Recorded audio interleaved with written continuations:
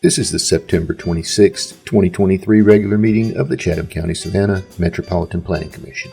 The board consists of Mr. Dwayne Stevens, Chairman, Mr. Travis Coles, Vice Chairman, Mr. Tom Wildwoody, Secretary, Miss Elizabeth Epstein, Treasurer. Board members are Miss Lorraine Bowles, Miss Karen Jarrett, Mr. Joseph Irvine, Mr. Wayne Noah, Mr. Jeff Nortisha, Mr. Cedric Coleman, Miss Tracy Ammett, Mr. Joseph Welch, Mr. Michael Kagler, and Mr. Jay Melder. The MPC Executive Director is Melanie Wilson.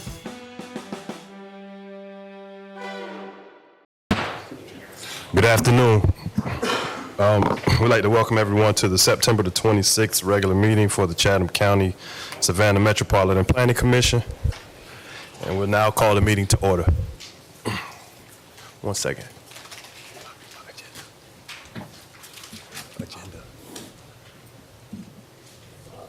Agenda. Oh, oops, I see it. Sorry about that. Okay. Sorry. So we'll pause for our invocation, then we'll proceed immediately into the Pledge of Allegiance. Please stand.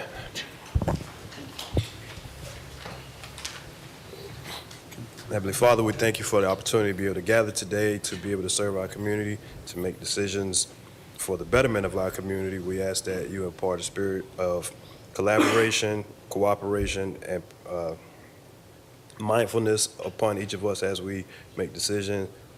And from this, and you ask that we guide us and make sure that we make the best decisions for our community as a whole. These and all things we ask in your name. Amen. Amen. I pledge allegiance to the flag of the United States of America and to the republic for which it stands, one nation, under God, indivisible, with liberty and justice for all. Thank you. Please be seated.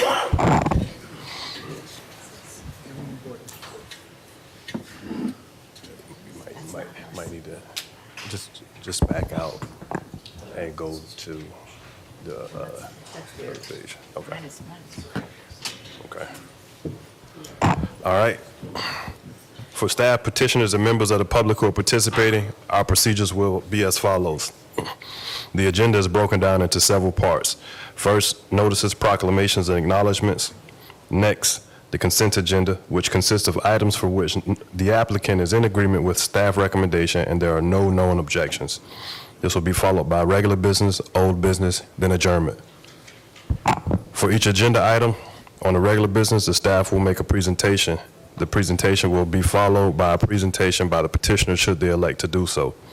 The petitioner will be allotted a time frame of no more than 20 minutes. The board may then ask questions of the petitioner or staff for clarification. Afterwards, the floor will be open for the public comment. If you wish to comment on an item the board is considering at the time, members of the public that are in person must fill out a speaker card and give to staff. If you are participating virtually, use the raise your hand feature on your screen. Do not use the raise your hand feature until the item you want to comment on is being considered. At the appropriate time, you will be recognized and staff will unmute your microphone. And we ask that you also unmute your microphone. At the end of your allotted time, as determined by the chair, your microphone will be muted and the chair will recognize the next speaker. The total public comment time will be equivalent to the petitioner's presentation time. Therefore, it is important that you use the raise your hand feature during the hearing on that item if you want to speak on a petition. Once the floor is closed for public comment on a petition, no additional public speakers will be allowed. If you are not certain you want to speak, still use the raise your hand feature, or if you are in person, fill out a speaker card, and you will have the option to decline when your name is called. After public comment, the petitioner will have the opportunity for rebuttal and then additional needed questions by the board. Finally, the board will take action. Just for general housekeeping, we ask that you all silence and or mute phones to make sure that things can be recorded and captured clearly and there's no disruptions. And we also ask that if you hear something that you don't like or you hear something that you do like, you maintain your comments to yourself. Don't do the outbursts. It's yay, no cheering, no booing. And please minimize your conversations amongst each other. All right, thank you. So we move into the approval of the agenda. Cole's motion to approve agenda. Got you. We had a motion to approve made by Mr. Coles and seconded by Mr. Noah. If there's no discussion on the motion, we'll entertain a vote and we'll do a voice vote. All in favor? Aye. Any opposed? Motion carries and the agenda is approved. Next, notices, proclamations, and acknowledgements. There are none listed. The next item on the agenda is items requested to be removed from the final agenda. Now I'll read those items for the record. One is comprehensive plan future land use map amendment, 505 East 54th Street. That petition number is 23-004-628-ZA. 2, zoning map amendment at 505 East 54th, a rezone from a RSF 6 to a RMF 225. Petition number is 23-004-627-ZA. And then number 3, zoning map amendment at 9965 Ferguson Avenue and 10001 Bethesda. The petition number is Z-0823-000-406 MAP. Cole's motion to remove items 1 through 3. No, it's second. Is there any discussion on the motion? Hearing none, we'll do a voice vote. All in favor? Aye. Any opposed? Motion carries and the items have been removed. Next item on the agenda is item requested to be withdrawn. There are none listed. Now we move into the consent agenda. The consent agenda consists of items for which the applicant is in agreement with the staff recommendation and for which no known objections have been identified nor anticipated. Any objections raised at the meeting will result in the item being moved to the regular agenda. We have one item on the consent agenda, and that is the approval of the August 15th, 2023 MPC meeting minutes. Is there a motion to approve? Cole's motion to approve the consent agenda. No, it's second. Motion made by Mr. Coles and seconded by Mr. Noah to approve the August 15th, 2023 MPC meeting minutes. If there's no discussion on that motion, we'll do a voice vote. All in favor? Aye. Any opposed? Motion carries and the consent agenda is approved. If you are here as a member of the public or online as a member of the public that was here for an item that was removed from the final agenda and or on the consent agenda, those items have been either removed and or approved. So if you can stay at your leisure or go at your leisure to go on with the rest of your day. All right. That brings us to old business. That item is a map amendment, 9 parcels on East Broad Street, Gwinnett Street, and East Bolton Street. Petition number 23-001-408-ZA. Mr. Morrow.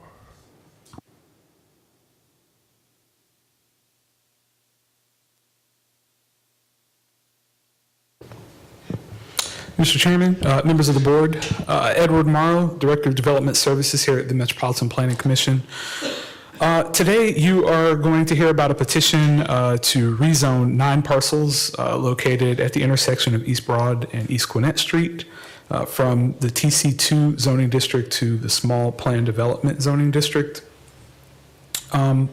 So today's format is going to be just a little bit different, just to kind of address what have been some irregularities with this particular petition. First, I'm going to talk about the nature of the request and specifically parcel ownership. And then I'm going to get into the requirements of the small plan development generally. We're going to look at what's required for a general master plan and for a permitted uses list or a PD text. Then we're going to look at the actual submissions that were received, and I'm going to offer a recommendation from MPC staff for moving forward. So first, just to kind of cover the basics of the request itself, this is a request to rezone the subject properties from, the subject 9 properties from TC2 traditional commercial to small planned development.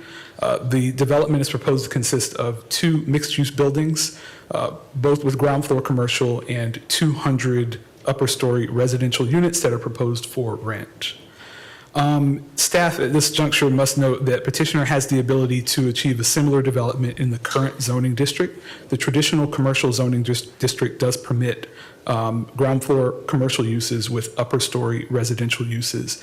And it has been staff's assessment that this is an attempt to somewhat subvert the requirements of the zoning ordinance, again, by mixing and matching things that would be development standards from other zoning districts under the guise of a planned development district.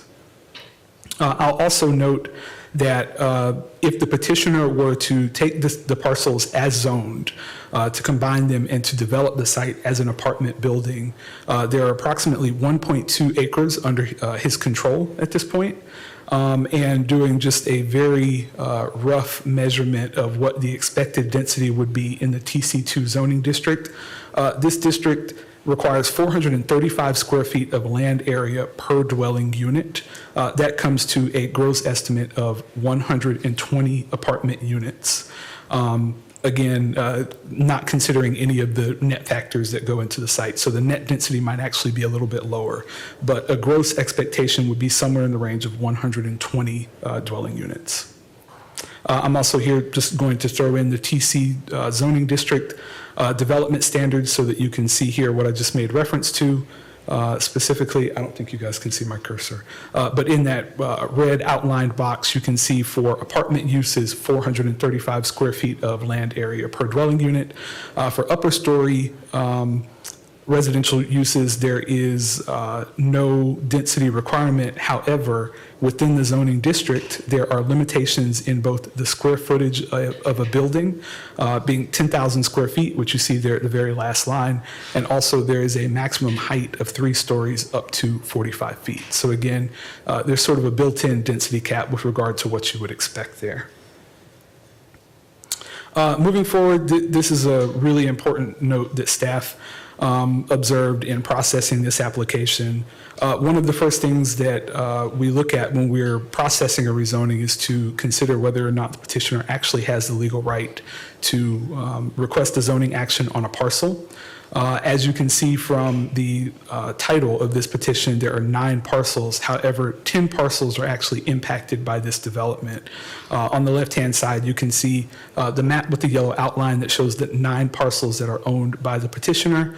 There is also 1 additional parcel that is very much impacted by this development, as well as some public right-of-way, neither of which was under the petitioner's control at the time this application was lodged, and staff has not to date received any information that this is the case even at this point.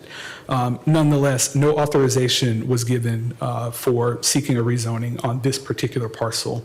The parcel is owned by the mayor and alderman of Savannah. I just want to make that note so that a recommendation is not made to extend zoning to a parcel where the petitioner had no right to make such a request. So turning to evaluation of a small plan development, section 6.1.15 of the zoning ordinance talks about the requirements for a small plan development. And again, not to belabor these things, but there are certain things that must absolutely be more or less fleshed out before approval is given to a planned development, right? This is not your standard carte blanche zoning where we go through a specific site development plan later to determine details. For a planned development request, certain details of that development are laid out at the point of rezoning. And so you can see here in determining whether or not the applicant had actually met these requirements with regard to outlining the proposed uses. There were no justifications that were given for what in essence is sort of, I'll call it tampering with the permitted uses under the zoning ordinance at present. Uses are permitted based on the current zoning, and they are assigned as either by right limited use or special use based on the context and the intensity of the zoning district. And so in this particular petition, staff observed that the petitioner had chosen particular uses and made them by right uses, or had included them where they might otherwise not be permissible. And that was one of the most significant notes. Again, if that is approved, it is within the petitioner's right to ask for those things. Nonetheless, if those things are approved at this juncture and then ultimately approved by council, they will then be permissible on this particular site until a zoning action reverses them. Another thing, in reviewing many of these requirements regarding utilities, transportation and circulation, off-street parking, landscaping requirements, and things of that nature, MPC staff submitted the petition through the city's site plan review, and each of the reviewing departments expressed concerns. Traffic engineering met with the petitioner on multiple occasions and expressed concerns about impacts to right-of-way that the petitioner did not own. Likewise, utilities, stormwater in particular, expressed concerns about flooding of any underground parking structures that were proposed, as well as any adjoining residences.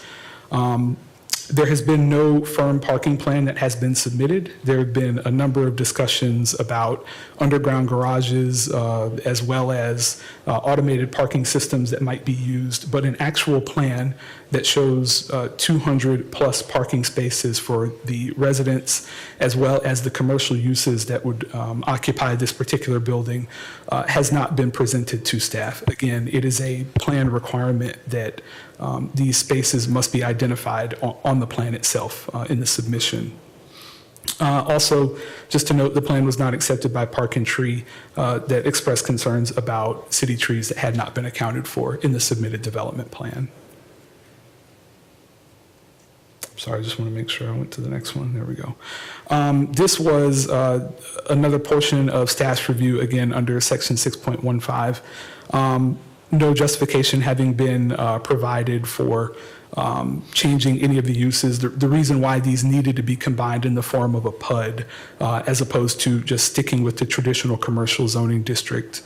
By right uses allowed for things that are fairly sensitive that would otherwise require a special use permit in the current TC2 zoning district.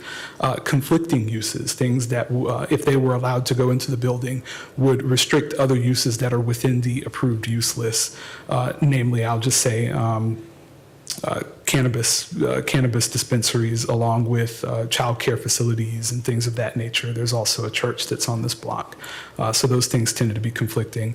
Parking reductions that were unwarranted because the petitioner's parcel is not within any of the parking reduction zones that have been outlined. The inclusion of STVRs, which again, this sits just outside of the STVR overlay. The implication being that STVRs would not be permitted at this site. So there's a number of things that kind of went into the compilation of this PD that kind of represent sort of a picking and choosing of what was desired and build your own zoning category. The square footage of commercial uses was never nailed down, and that's particularly important because depending on the type of use, whether it's retail, restaurant, things of that nature, doctor's offices, each one carries a different parking requirement. So again, this is something that was never nailed down in order to understand over and above the 200 residential units, what provisions would be made for off-street parking for any future commercial uses on the site. Again, the circulation plan was rejected by traffic engineering. Open space was not adequately identified. Stormwater, again, speaking up, expressing concerns about flooding on the site. It doesn't meet the requirements of the tree ordinance. I'm sorry, that was a typo there on my part. Just to go into some specifics here, you can see the annotated site plan that was produced by traffic engineering during the multiple times that we met to talk about the petitioner's site plans. And we did go through multiple iterations, but this was the most recent one prior to appearing before the commission today. This is the architectural site plan. And you can see that traffic engineering noted that any waste vehicles would be required to take up the entire lane.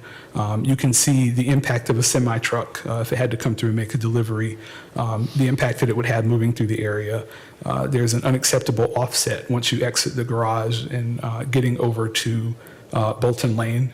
Additionally, the means of egress there is non-conforming. It is too narrow. So these were just a few of the objections posed by traffic engineering. And again, under normal circumstances, these are things that would be evaluated during a later specific site plan approval process. However, because the petitioner has chosen a planned development, these are details that should be worked out beforehand. In evaluating the PUD text, I jumped straight to some of the uses that were more sensitive, that are usually more problematic. And I sat the DX zoning district, which was the original request of the petitioner, next to the TC2, as well as the Gwinnett Apartments small PD PUD text. And you can see BR indicates by right.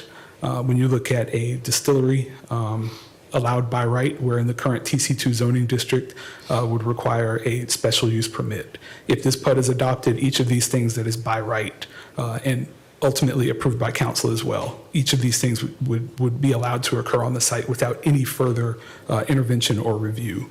Bars and taverns were indicated as limited uses in the Gwinnett small PUD text, allowed by right. Retail consumption in both places indicated as limited uses. Package stores allowed by right.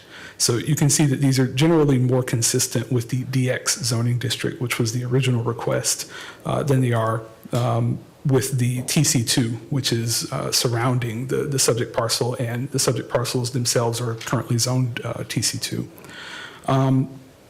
Again, some of the uses are impracticable due to proximity of a church and the potential co-location of other conflicting uses. This is another one that I called out that was particularly significant. Pharmacies that dispense medical cannabis were identified as a special use within this district. And it's of note because, again, if this is waived through this rezoning process, this is a very specific list of factors that City Council has already approved with regard to how dispensaries should not be situated near churches, near places of worship, near schools, near any of these civic uses, parks. There's a laundry list of items here. The very last item there notes that this has to be in a standalone building. None of these commercial uses are proposed to be situated in a standalone building. They will be situated within the context of a mixed-use building. So again, to do that is sort of to deviate from the current path that City Council has chosen to regulate some of these things. All right. In looking at the development standards, this is a screenshot that shows where in the PUD text the 200 unit cap was placed. The site plan still indicates that there is no maximum residential density. So again, approval of this document would be inconsistent with the PUD text itself. The map in the plan, the plan and the text should support one another. They should not conflict. You can see here again, comparing this to the downtown expansion zoning district, the petitioner has requested standards that are much more so in line with the downtown expansion than with the traditional commercial in an effort to reshape this in the form of a PUD. It's also important to note at this point that the text includes some inappropriate standards. One in particular, when we look at planned developments, we are typically looking at something that in the future would be redeveloped consistent with a plan that was adopted at the time of zoning. So this particular standard that I happened to notice regarding future subdivision and recombination is inconsistent with this idea that the commission would be voting on a plan that ultimately would be the plan itself that would remain until this site is addressed again by the planning commission. So standards that speak to future development as opposed to regulating a very specific product that would be situated on the site are inconsistent with the nature of a planned development, particularly a small plan development. So. With that, there is a staff recommendation that this particular request, as it is in essence not prepared for approval, that it be denied. And if it is, if the commission is inclined to support such a request in the future, that it be brought forth as a new application, a single submission, and that submission not be accepted until it is full and complete for staff's evaluation. At that, there are three particular things that in going through this process, I think it would be important to consider as to whether or not this is complete. Making sure that the petitioner is not requesting zoning for parcels that they do not have the authority to request zoning actions for. Also, this should be a plan that is able to go through the site plan review process and in essence to receive the support of city reviewing staff as being consistent with the city's ordinances. Traffic, stormwater, all of those departments. Finally, if the petitioner insists on combining uses, as is the case in the current PUD text, that there should be establishment of clear and sufficient justification for these waivers in order to understand why it is that some of them need to be allowed to circumvent the established processes and be placed within this particular facility. With that, staff is happy to answer any questions. Thank you, Mr. Morrow. Any questions for staff? I have a question. Mr. Melder? Thank you, Mr. Chairman. Appreciate staff report. It's and the details. Obviously, the staff has some concerns about this application. Absolutely. Appreciate those concerns. A few things. Is the application considering use of medical cannabis dispensary pharmacy at this site? So at the point that the permitted use list is adopted, whatever its state is, whether this is a by right use, a limited use, or a special use, that would go into, in essence, any future determination of whether or not that use is permitted or under what circumstances. But that's not part of the proposal. It is not part of the current proposal, no. And I'm pointing it out because you had a whole slide about it. And I understand that generally you're saying, well, we want to make sure that we're protecting certain uses here and not opening the door. But specifically to cannabis use pharmacy, and you highlighted it, it would have to be in a standalone building. Yes. And that would be true whether or not it was in a planned development or some other zoning district, correct? Until those standards were changed, but it was highlighted to point out the fact that it is irrelevant in this context. It should not be included. But that line is relevant to the opening of a cannabis dispensary currently. It has to be in a standalone building regardless of district. Well, right now, as the standards are, yes, that is correct. Right now as the ordinance states. As the ordinance states right now, yes. Right. The same ordinances that we're basing our staff reviews on. Yes, that's Okay. correct. So I completely understand. I just don't want to confuse the issue about certain petitioners and certain uses that may or may not be popular in communities and kind of using that against the petition, but I understand the point that's being made. You started the presentation by saying that that's currently TC2, correct, these parcels, or the majority of the parcels? Yes, sir. And that essentially in your estimation, the petitioner could achieve much of what they're requesting to do in a small plan development by right currently. I'm sorry, would you mind restating? You opened the presentation, what I heard, may not be correct. I wanted you to expound on it, that the current by right zoning, the zoning TC2, Yes. that much of what the petitioner is asking for in the current application Yes, could be achieved in a TC2 district. that is correct. That's what your statement was? Yes. In your professional opinion, what are the pieces of the application that wouldn't fit into a TC2 that they would like to fit? Why are they seeking, in your estimation, a PD versus just building by right what they have now? The petitioner principally is seeking greater density in this development. They are asking for a number of units that would exceed what would be allowed, and they are seeking a height that would not be allowed within the TC2. So what's the density max that they could put on this parcel now with TC2? So again, just as a gross number, Yeah. if the 1.2 acres that the petitioner has under his control right now, you multiply that by 43,560, you end up with 50 some odd thousand. That works out to, divided by 435 square feet per dwelling unit, that works out to 120 units. 120 units, and right now the proposal is somewhere around 200? It is 200 units. Okay, so there's the unit density. And do you attribute that to, okay, there's unit density there. And then I'm guessing that that's related in some way to height as well? There's a sort of a natural cap that's produced by the TC2 zoning district. Yeah. That's correct. Three stories or 45 feet in height, 45 feet in height is the, or a maximum of 3 stories, really. okay. Do we see higher heights with max 3 stories? I guess depending on the nature of the architecture, the structures themselves might require that sometimes they go a little bit higher. Got it. So there's density and their height, and those are related to one another. What other issues do you feel like they're trying to gain with the PD versus the TC2?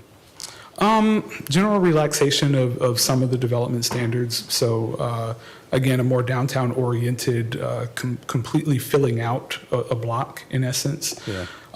Where here there's a limitation of 10,000 square feet. The petitioner is asking for development standards that would allow, in essence, 100% coverage of a lot. Got it. So, I mean, this is a parcel that sits adjacent to what I consider to be downtown. I mean, I kind of consider it to be downtown anyway, but how do we think about as planners, like where we draw that line? I understand that it's a zoning district, but what would you think is, I'm not asking what the ordinance says is the most appropriate density here, but like what does staff feel like is the most appropriate density for this district if it were to change? Well, I guess my initial answer would be I think the most current, the current density is probably the most appropriate. With regard to what's considered downtown, the future land use map actually identifies this as downtown transition. So it still recognizes that it is adjacent to downtown, but it doesn't place it in downtown. And accordingly, there's the historic height map, and some other policies that sort of shape what it is that's supposed to happen here. Again, staff, for the record, is not necessarily opposed to the idea of this becoming a node of interaction, a commercial node. I think the policy documents speak to mixed use at this corner. Right. So, Okay. Do you think that TC2 you would think would be on like the higher end scale of because it's a downtown transitional, which is basically meaning there's some flexibility. Sure. There's some things in the zoning that's going to resemble more downtown urban core, and other things that are going to mirror more, headed towards dense the suburban. suburbs. Yeah. Right. Somewhere, not quite suburban. Absolutely. Do you feel like TC2 is more closely related to that downtown urban density? Is it somewhere in the middle of that transitional gradient that you would define, or is it more closely related to suburban development? Where would you place that professionally? I think the intent is to be in the middle. I think there's flexibility. I think if you think of a small downtown area, any of Georgia's small towns that are kind of outside of our larger cities, you might go and find 3-4 story buildings that are sort of in a main street feel. Yeah. I think that's the intent of the traditional commercial district. Okay. Where do you feel like there's flexibility between TC2 and a planned development? Specifically in this corridor? Or do you feel that there is room for flexibility between TC2 and? I think there is room for flexibility. I could not say necessarily where that lands. I think the reminiscence to DX probably goes a little too far, which again, in working with the petitioner in this case, we've kind of worked our way down to something that again, 4 stories, 5 stories setback. I think we're getting there. I think, again, the density number is probably just a little too intense considering single family and duplexes that are within the area. You still have, folks who are living a relatively quaint, I guess as quaint as you can be within a city, having kids and families and, Right. People walking up and down the street. So the idea that this would become something that more so resembles, I don't want to say Bay Street, but, on Bay Street, we do have 4 and 5 story buildings. And I'm just thinking about, the area, there's a newer development just to the south of it, which is it 3 or 4 stories? It is 3 stories. 3 stories, and then there's a development currently under construction, underway closer to the north, which I think is 5 or 6 stories perhaps, but I know that's in a historic building on Liberty.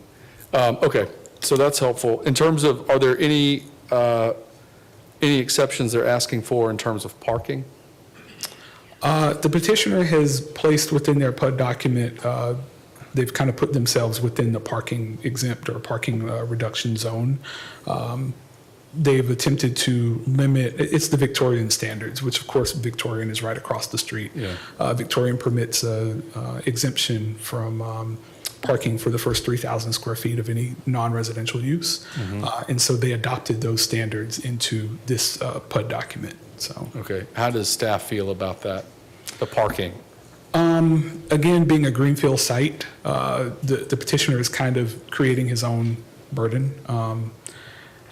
I think he's creating his own burden. I think there's the opportunity to do something that could accommodate the parking. Actually, So you think there needs to be more parking than what's proposed? absolutely. Okay. And then finally, I just want to make a note. I know that this went through a site plan review at the city level. Yes. Which is usually something that happens later on or more thoroughly later on in the process. Well, this is a pre-development meeting, so this is Yeah. actually encouraged, where we have folks who are thinking of developing something, they send their site plans in so that they can kind of get some foresight from reviewing departments as to what issues are coming down the road. Okay.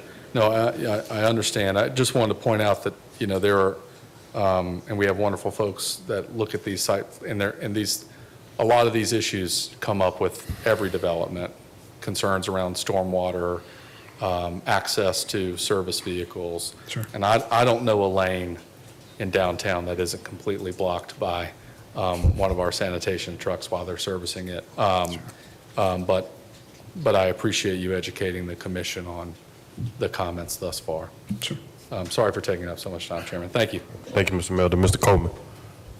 Yes, the city manager brought up some things that actually I would like to comment on, but I'll leave those alone right now because I think it's muddied the water a little bit more than necessary. But one of the questions I have is the petitioner is trying to use sort of DX as the guide for where they're going with this. Could you give the commission an explanation of what the DX zone is called for? I mean, what is the definition of when you use a DX zoning classification?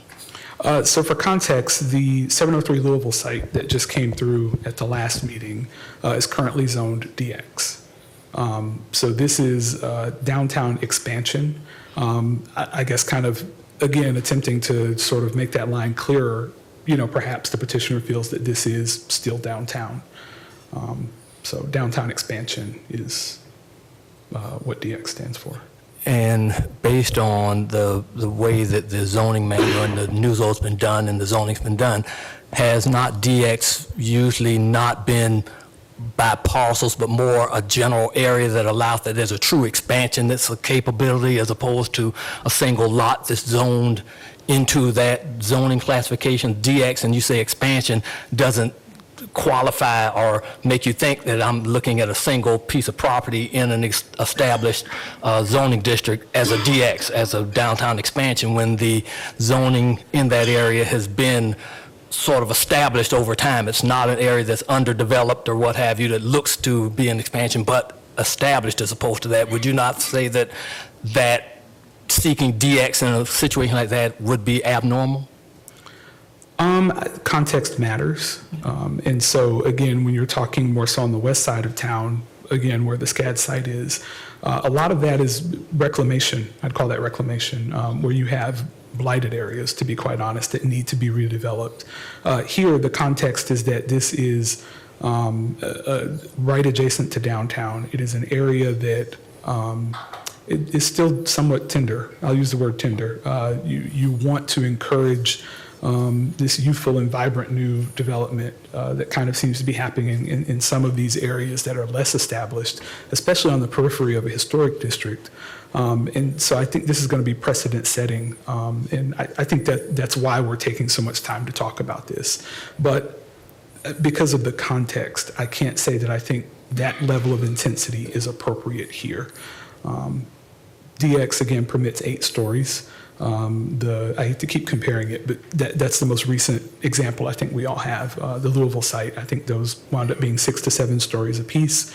Again, lots of parking on site, things of that nature. So it's not to say that there is not a middle ground between these. Whether or not this level of expansion needs to occur at this particular site, I think it's likely inappropriate. And one other question, this relates to the TC2 and the 10,000 square foot building footprint. I want to be clear that we are talking the footprint of a building at 10,000 square foot. And in my review of TC2, that if you have a large parcel, that 10,000 square foot isn't limited to a single building. It's the maximum footprint for a building footprint. So if you had multiple buildings on a site, they could each be 10,000 square foot. So there's not that limitation that sort of has been put out there that there's a 10,000 square foot limitation. If the lot is large enough, they can produce other structures on that same property up to that footprint of 10,000. So when you start calculating what could be put on that site relative to the 3 stories and the 45-foot maximum height, that is the maximum height, it doesn't go over that, then your calculation would have to be based on an actual design of those buildings on that, where the petitioner could be putting more buildings on there than the 10,000 square foot. So I want that clear to the group, that there's a lot more nuancing of these sites than being put out here for us right now. That's it. Thank you, Mr. Coleman. Ms. Jarrett? As far as the future land use map goes, it doesn't show a DX zoning, does it? It does not. The future land use map shows traditional commercial use. Okay. And the small PUD would probably fit within those uses if it were manageable in size? If the density were appropriate, if it were capped appropriately, yes, ma'am, it could. Okay. And as far as the parking goes, whether they've requested a reduction in parking or not, we still haven't seen parking that would accommodate the number of cars even reduced, have we? That's correct. Thank you. Anything else with staff? All right, thank you, Mr. Melton. Just clarification. Is the petition is not seeking DX currently, correct? It is not. Is not. It's PD. It is small PD. Correct. Small That's PD. correct. Okay, got it. Thank you. Yep. Anything else for staff? All right, thank you. We'll hear from the petitioner. Thank you, Mr. Morrow. Thank you.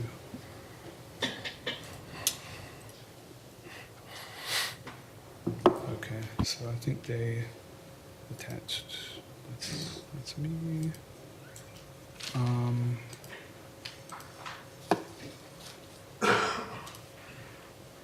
No, that's public comment. I'm sorry. Sally, did you say that we attached this to the agenda? His stuff. Yeah. Non-process use fraud. Go down. No, right there. Minimize. Oh, minimize. Haze. No, I think that's Mr. Bishop. Right there. Oh, this is it. Okay, I'm so sorry.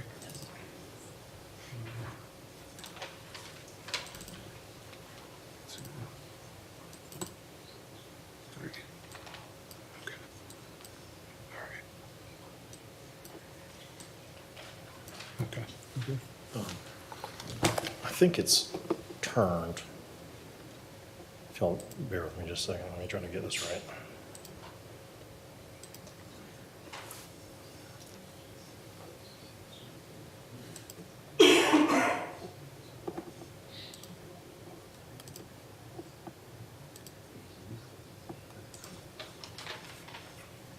This is not my strong suit.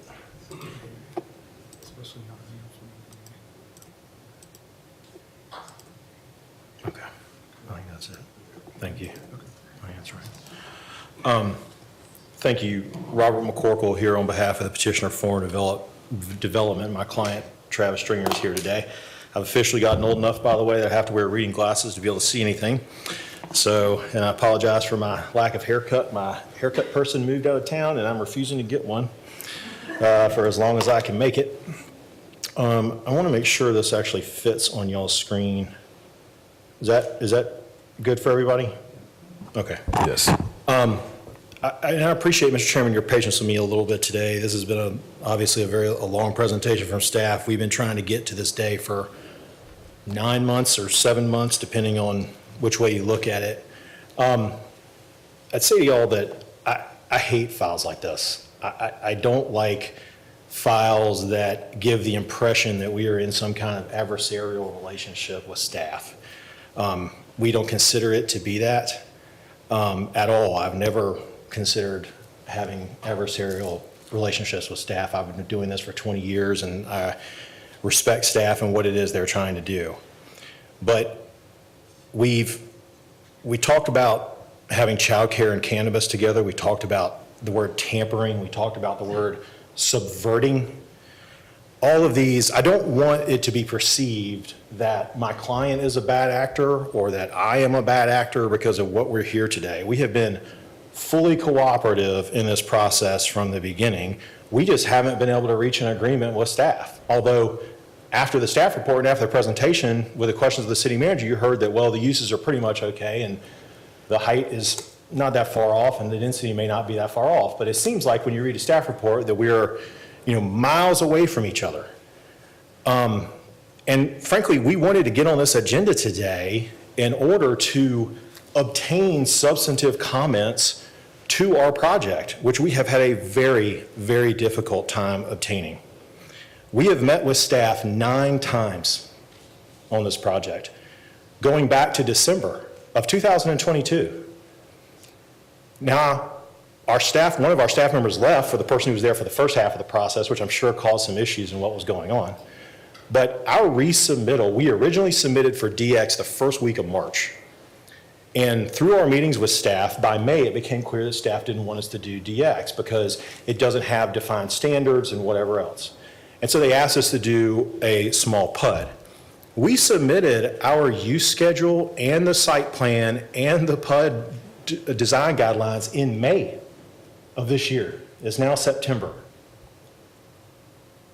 You may have heard staff mention that not that many changes, and you may have heard the pre-meeting, not that many changes have been made over that process. Yes, we've tinkered and moved things around and done things based on the response to staff's comments, but the general plan and the general project has been the same since May.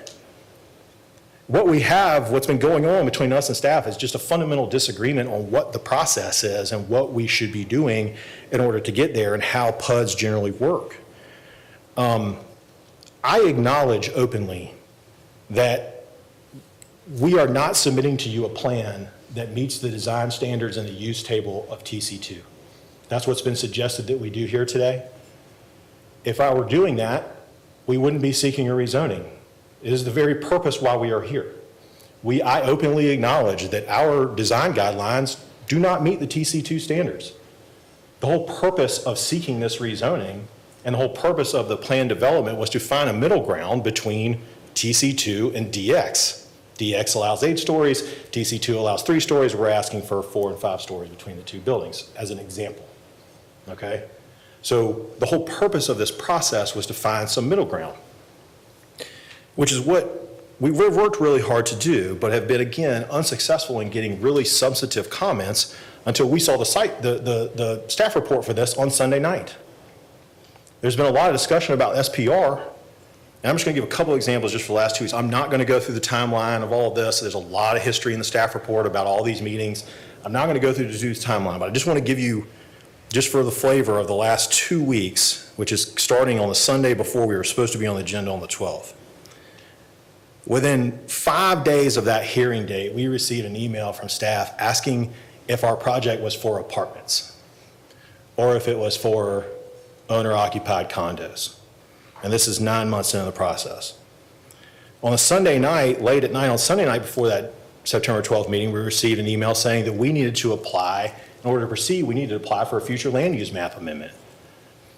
After 9 months of discussion, we had been told we met the future land use map. The previous staff report, because this has been pulled on multiple occasions, said that we met the future land use map. The one in front of you today says that we meet the future land use map. So that was news to us, again, 2 days before the September 12th meeting. We were then told we couldn't table to this meeting today because in order to table a meeting, even to a date certain, we would have to run new ads and put up new signs and go through the whole process, which would take a minimum of 30 days, which we corrected that because that's not correct. And then the SPR meeting that was mentioned several times. That SPR meeting occurred last week on Thursday. SPR meetings are at 1:30. The SPR meeting was scheduled by staff. We had no idea what was happening. We were not told it was scheduled. We were not told the application had been made. We received a phone call at 20 minutes before the meeting asking if we were aware that we were on the agenda by city staff. City staff wanted to know why we weren't attending, why we weren't invited for our own project. And so that's how we found out about the SPR meeting. And these comments that have been made by the different city groups, other than traffic, haven't been made over the course of 9 months. They were made on Thursday at a meeting where it was clear in the meeting that city staff had none of the groups had actually seen the plans that we had submitted. So we helped to answer questions on that call. This is kind of how this thing has gone over the process of this entire time. And I hate it and I don't like it, but that's where we are. And that's why we wanted to be on the agenda today, to try to make some progress on this after all this time. Again, I don't want to go through staff report and go into any details, but I do want to talk about the project itself. Another thing that's interesting about this today is there's no pictures. There's no pictures. There's no land use map in the staff report or in the agenda. There's no pictures of the surrounding properties in the staff report or the agenda. There's no discussion about what those properties are or any context for what we're even talking about or the site. There hasn't been a picture shown today that actually shows where the site is located. It's just a very unusual deal, I suppose. I'm sure y'all are confused about some of these items as well. So I want to give some context first and talk about our project in a positive manner so that you understand what it is we're trying to do and why we're here today, because I'm sure it seems confusing. This is our site right here. This is a map that backs up and shows almost the entire city. Our theory of all of this was that the city, as you know, is going through a housing crisis. We are in desperate need of apartments. We are in desperate need of multifamily. It's not just an affordable housing crisis, it's a housing crisis. The city years ago decided that along the west side of the city, along the historic district, that the Montgomery MLK corridor will be a great location for larger height, larger density multifamily projects. And our site is essentially a mirror of that. When we originally applied for DX, you will see on this side there are D zones, DX, DC zones over here.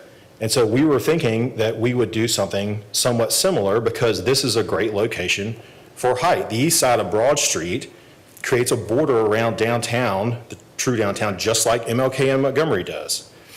And so it's great because it's outside the historic district. It's not in any of the landmark districts. It is an area in need of redevelopment. If you've ridden down there or walked this site, you would know that there's an area that needs redevelopment. And the city has even started to, and just to give you some flavor, in case you haven't driven down there lately, these projects on Montgomery and MLK corridor go from Liberty all the way back to 35th now. So, you've got the Bowery, you've got Skylark, you've got Addy. Some of these pictures are just to show you that most of them are directly next to single-story and two-story residential and commercial buildings. All the way as you continue down towards 35th Street. You can see here again, small two-story buildings, large 4- and 5-story apartment buildings, all the way down that corridor. This is new development on both sides of Montgomery, all the way down. This is Abercorn going down to 35th Street. There's another project down on 35th Street. It's going to be 4 stories, 90 units. And so the city has partially chosen to address their housing needs over the years by trying to put denser, larger projects on the outskirts running down the western corridor of the true downtown area. Our whole theory of this project was that that might make sense on the east side of the same corridor. We consider our project to be a mirror of those properties as they existed. These developments have already started to come up. This is Park and Broad, which is 2 blocks from us, which is 3 stories, but it's a large, dense apartment unit, which is 2 blocks from us. Farther up, as the city manager mentioned, this is the new project at East Broad and Liberty next to the school. So you can see it's 5 stories in parts. I believe it's 6 stories in parts, and this is looking back at it from across the way. And it's currently under construction. And these are on East Broad as you're driving down, going down the same corridor that our project is on.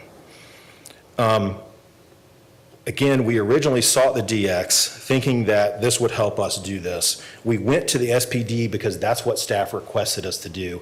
And then we submitted our documents and tweaked them over the days. I want to talk about our specific site. You hadn't seen it, but this is the zoning map. It actually shows the location of our project.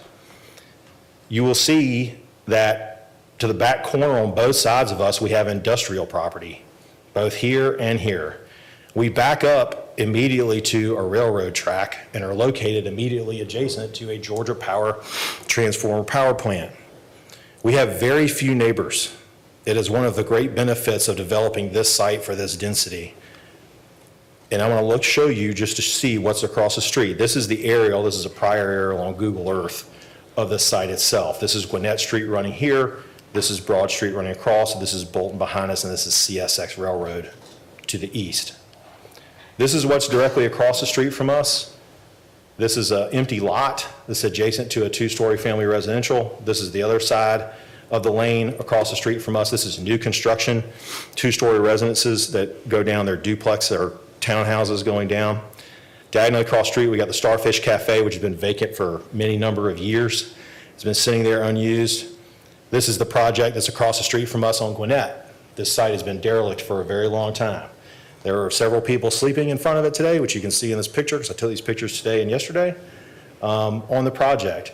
This project has currently been submitted to be redeveloped as a multifamily, mixed-use multifamily development doing 4 or 5 stories on the site, immediately objects to us. We're not the only folks that have the idea that this is a good corridor to put in additional multifamily. As you can see on the road here, just so everybody has the context, this drops about 20 feet, probably going down under the railroad crossing. So there are comments in the staff report about us causing backing up traffic on Gwinnett for Uber and DoorDash. We have no access on Gwinnett. There's a wall running down Gwinnett between our property and that property. So I don't think anybody could be backed up on Gwinnett, and it's one-way street on East Broad going north. So there's no way we would have any effect, I don't think, on traffic on Gwinnett as far as backup, but just to give the context, that's what it looks like. This is what's immediately behind us. CSX Railroad, heavy shrubbery. This is immediately behind that, which is a bunch of empty lots that are just now being redeveloped by a developer who has bought these, who is in support of our project. I believe they sent a letter of support. That wasn't mentioned today, nor is it in the staff report or on the agenda, but we had a few letters of support sent by surrounding property owners who are developers and commercial owners. They're also trying to do work in this area to develop these lands and all these empty lots. This is the industrial site that's diagonally across the street from us on Bolton, and what it currently looks like the other morning. This is it across the railroad tracks. This is the Georgia Power site that runs the entire length of Bolton on the other side of us. We have absolutely no residential or commercial neighbors to the entire length of Bolton going down. This is important, and you can see here, looking back across the site, this is the new apartment complex at Park and Broad over the other side of that site, which it sits on the other side of that there. These are the duplexes that are currently on our site, just so you have a feel for them. There's 4 of them, 4 small buildings on the site currently. This is it from the front side on Bolton. This is the church that sits behind us. This is the current access that goes to the church. There's a lot of talk in the staff report about us taking away their access. We have no intention of taking away the church's access. We've met with the church and discussed this with the church. For one, this access as it currently sits isn't actually part of the city lane. This access, as we know it, is actually on CSX's property, and I don't think it's actually allowed to be there, but it wraps around the church and connects to the lane. So that's not actually even a legal road where it currently sits. What we're proposing is to put the access on the other side of the church, which is actually adjacent to where their parking lot is. And if you saw the Sanborn map that was in the agenda, it's actually where the original drive was before. We're putting it back as it historically existed. Because this lane, which continues back here, doesn't actually go to anything. It runs into a railroad track. This is just to show you the parking situation on the street because we have no real neighbors. So this is my car, but there are 4 cars. We have curb parking on East Broad and on both sides of Bolton because we have no neighbor on this side. And in the morning, before 8 o'clock in the morning, when people would be staying overnight in their houses, there were 4 cars total between both streets. So I say all of that just to give context, because I don't think there's been a lot about where the site is, what it is, and why we're suggesting that we do this. The other thing about the site that makes it a great apartment site is that it's walking distance to a grocery store, it's walking distance to an elementary school. There are a lot of options around. It's on it's on 2 CAT bus lines, actually. There's 3 different CAT bus stations that are in proximity to it. So since we submitted our site plan and our use schedule and everything in May, and I'll just talk about that a little bit, we have gone through this process and over the time of this have made revisions to our plan. We heard staff's objections, which primarily are related to height and mass, or height and density. That's the gist of it at the end of the day is height and density seem to be the concern. And so we've tried to address them in different ways. We reduced the 5th story that we were proposing all the way down the length of Bolton right here, so that we reduced this to a 4-story building with a maximum height of 49 feet, which is 4 feet taller than what's currently permitted. It's an extra story, but it's 4 feet taller than what's currently permitted.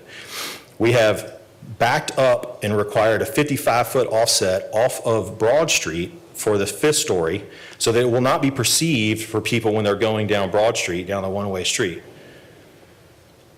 The 5-story building, we've reduced down to 60 feet in height, so it is 15 feet more than what we otherwise would. But we, again, don't have direct neighbors except for the limited buildings that are over across the street, which are about to be redeveloped for a large project, and we have a road that drops down some 20 feet next to us, so you're going to have a wall next to you when you're driving by it as far as what you would see when you're driving.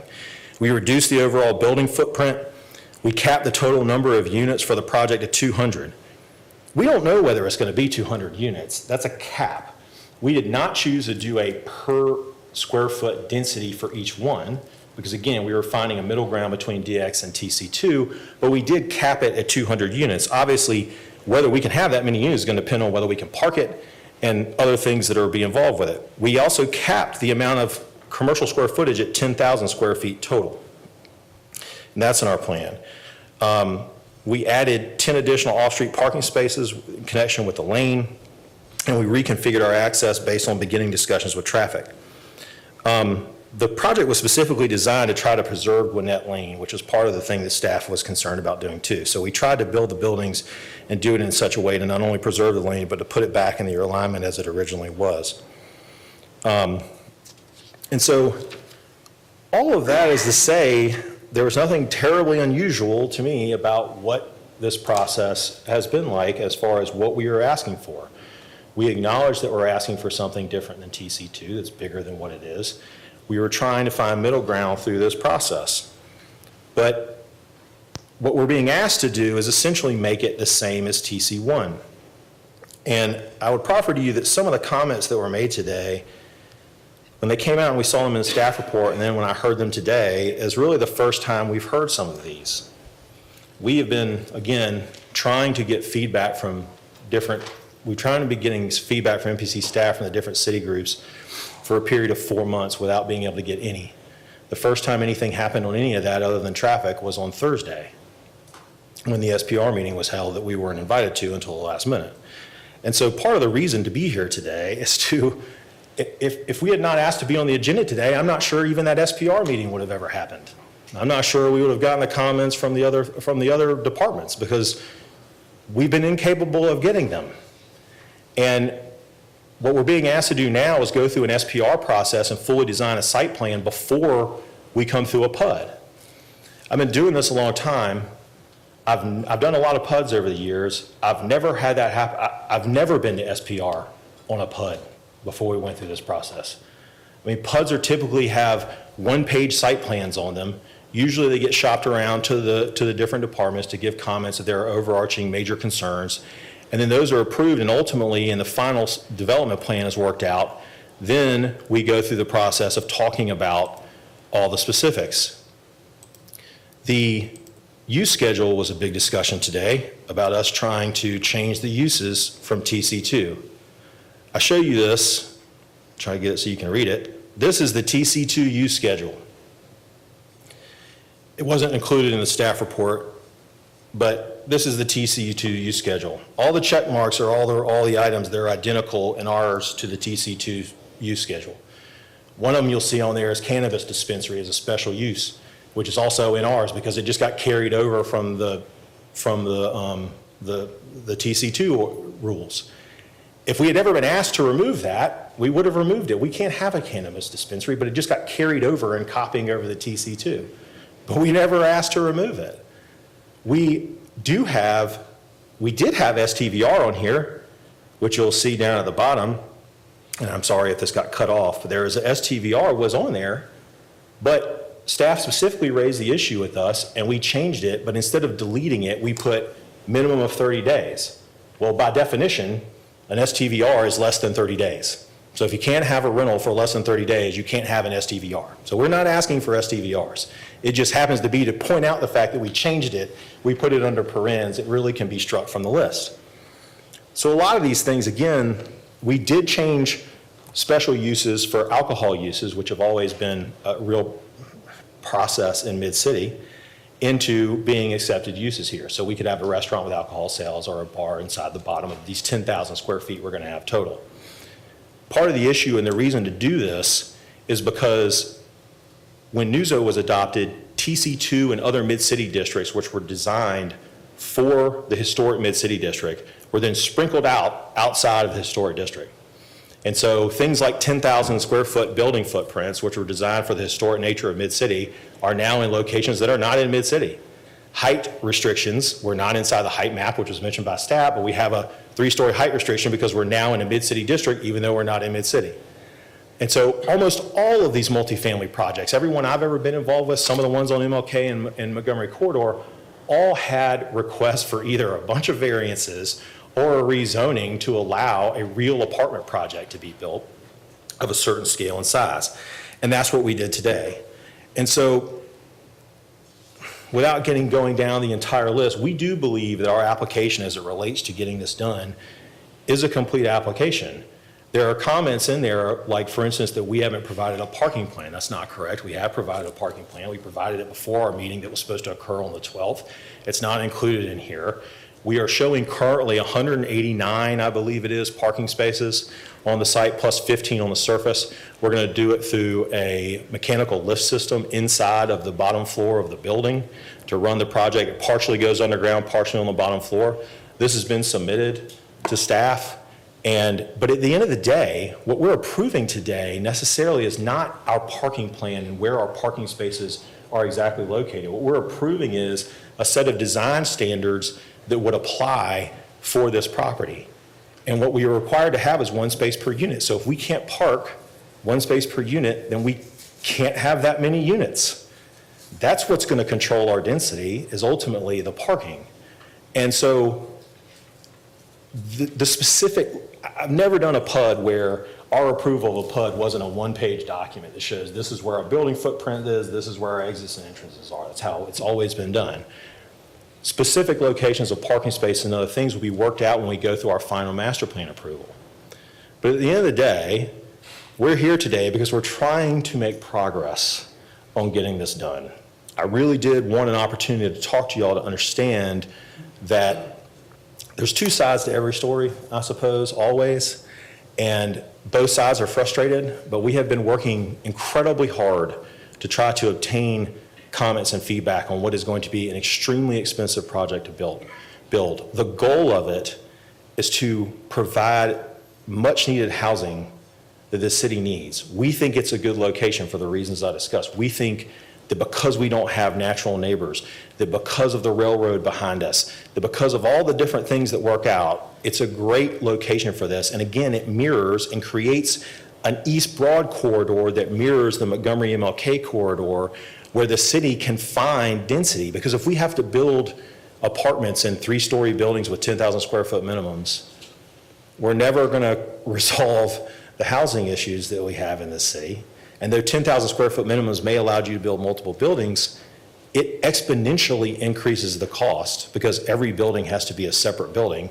And that exponential cost then drives up rents, which is another thing that the city is actively trying to fight, is driving up rents. If every apartment building has to be 3 stories and 10,000 square foot building maximums, then the rent is just going up and up and up.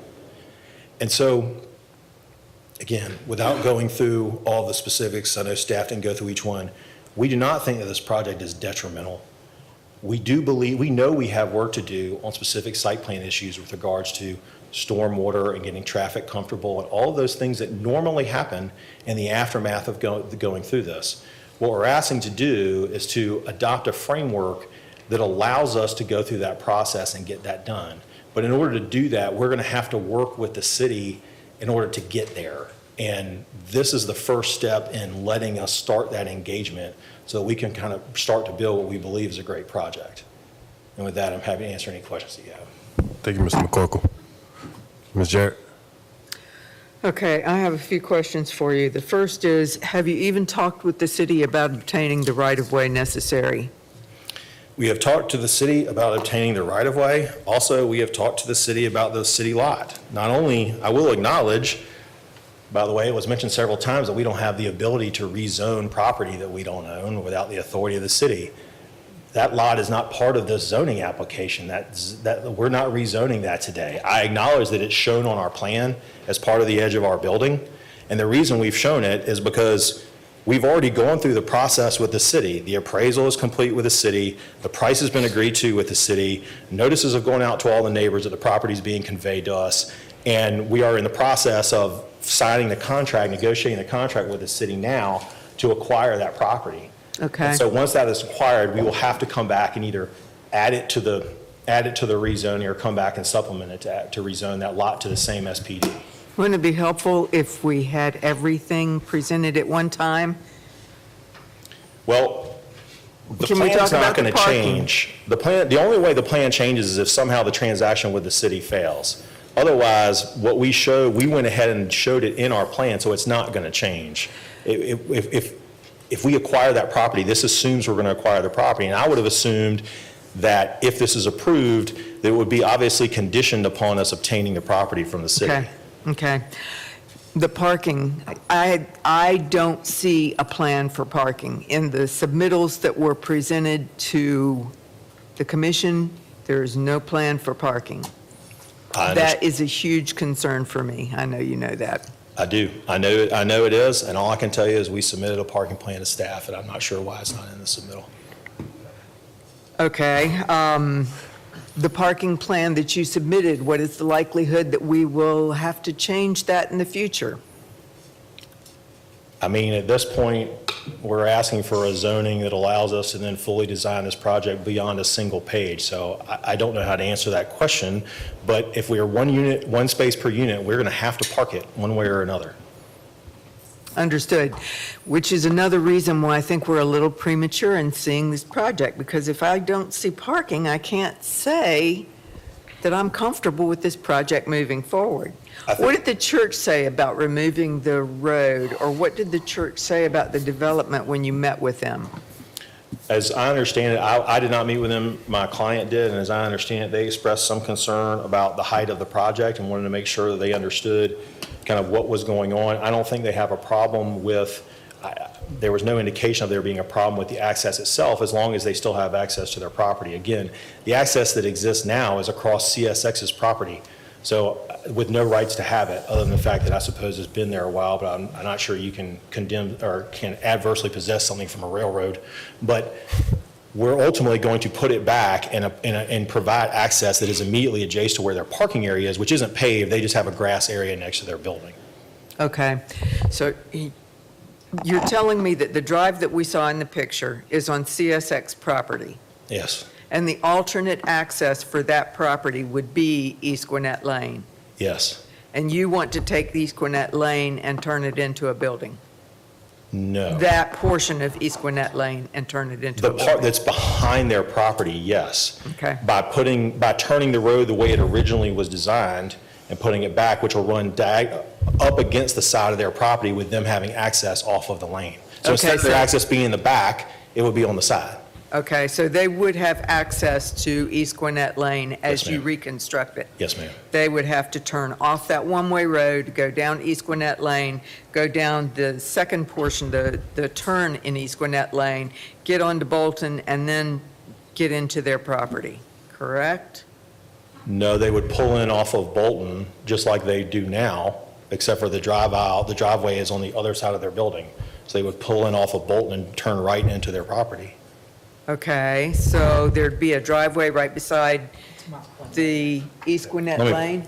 Let me pull up a picture. Will that help? Robert, they would come from East Gwinnett, they would come from Bolton. Okay, oh, yeah, that's right, that's right. Sorry.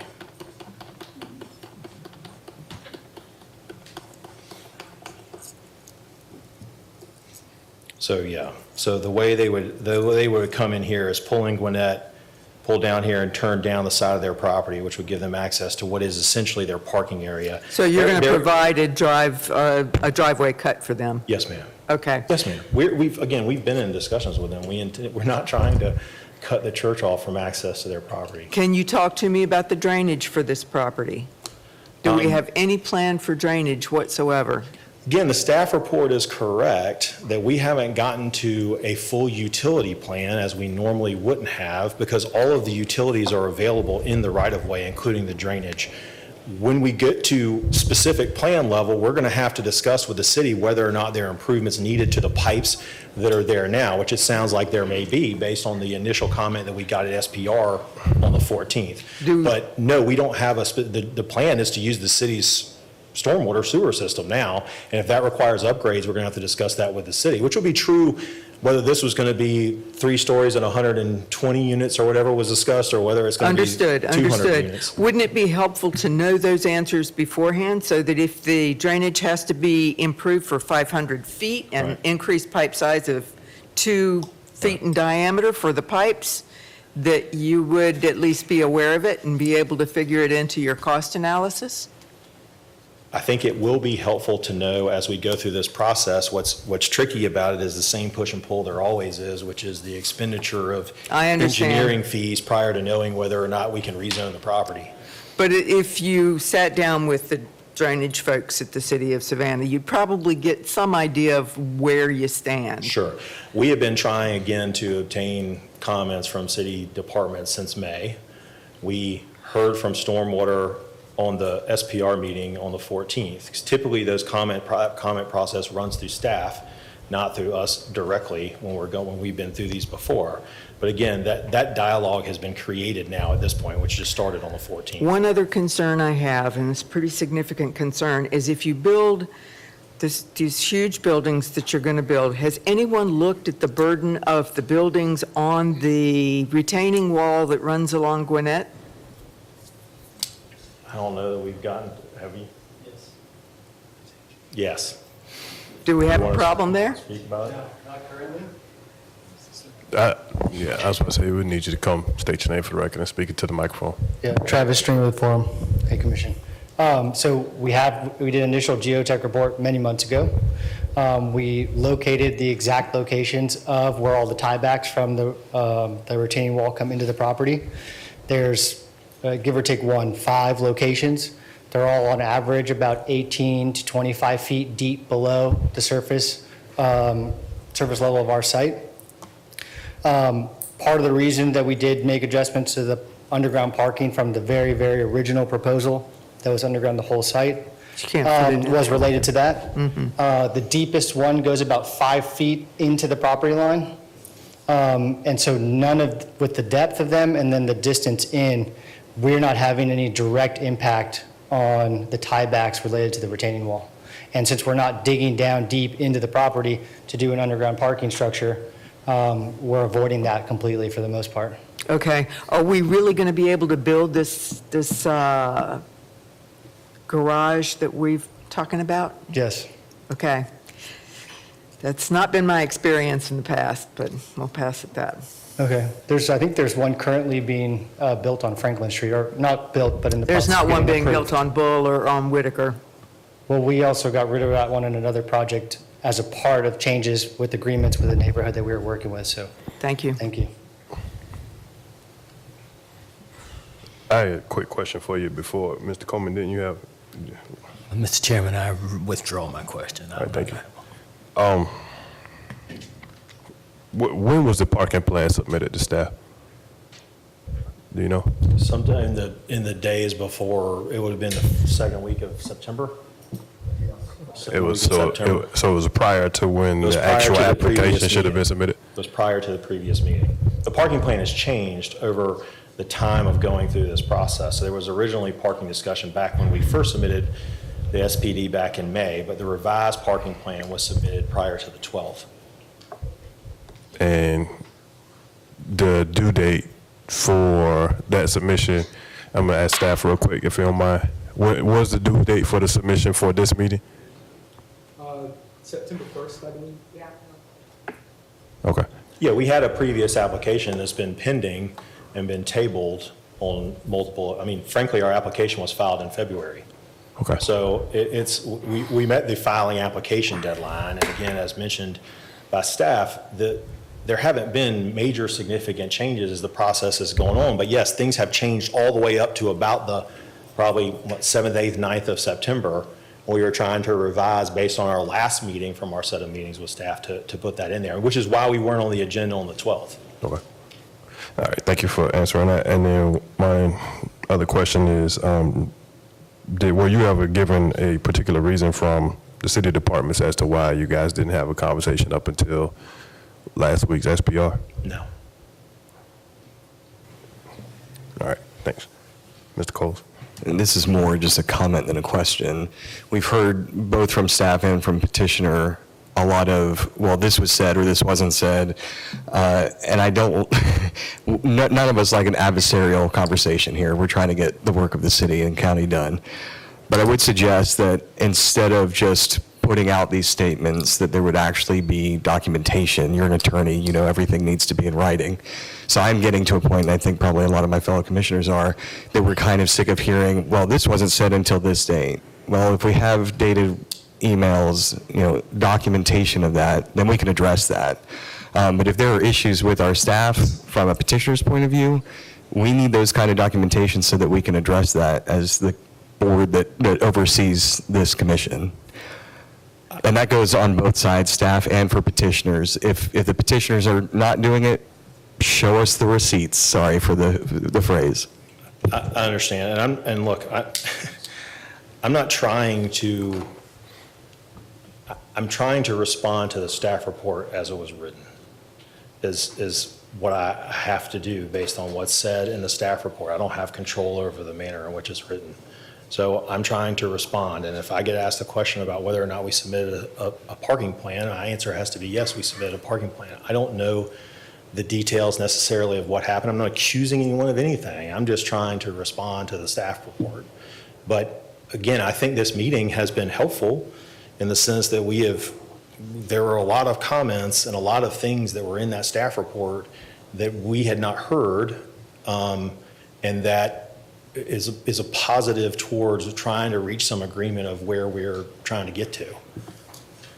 And that's part of the reason we wanted to be on the agenda today, is because, again, if necessary, if we have to engage the city in this dialogue and city staff in this dialogue to try to progress this thing forward, then that's what we're trying to do. I just don't want there to be a misconception about why we're here. We acknowledge the fact that what we're asking for is outside the bounds of TC2 and all those things, and that's what have been trying to get to as a compromise between DX and TC2 that allows us to, provide enough housing and a buildable project that's feasible. Okay. Mr. Melder, you go ahead. Thank you, Mr. Chairman.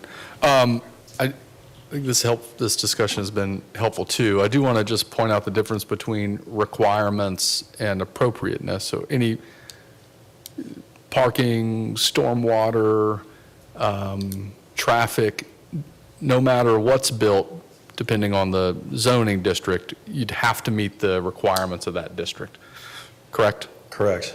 And so I think it's helpful for us to ask those questions because we want to be able to be as informed as possible when making these decisions, but I do want to draw a line, the distinction between zoning appropriateness, which is what we're discussing here today, and the requirements that follow whatever zoning this board and city council determines is correct for this project.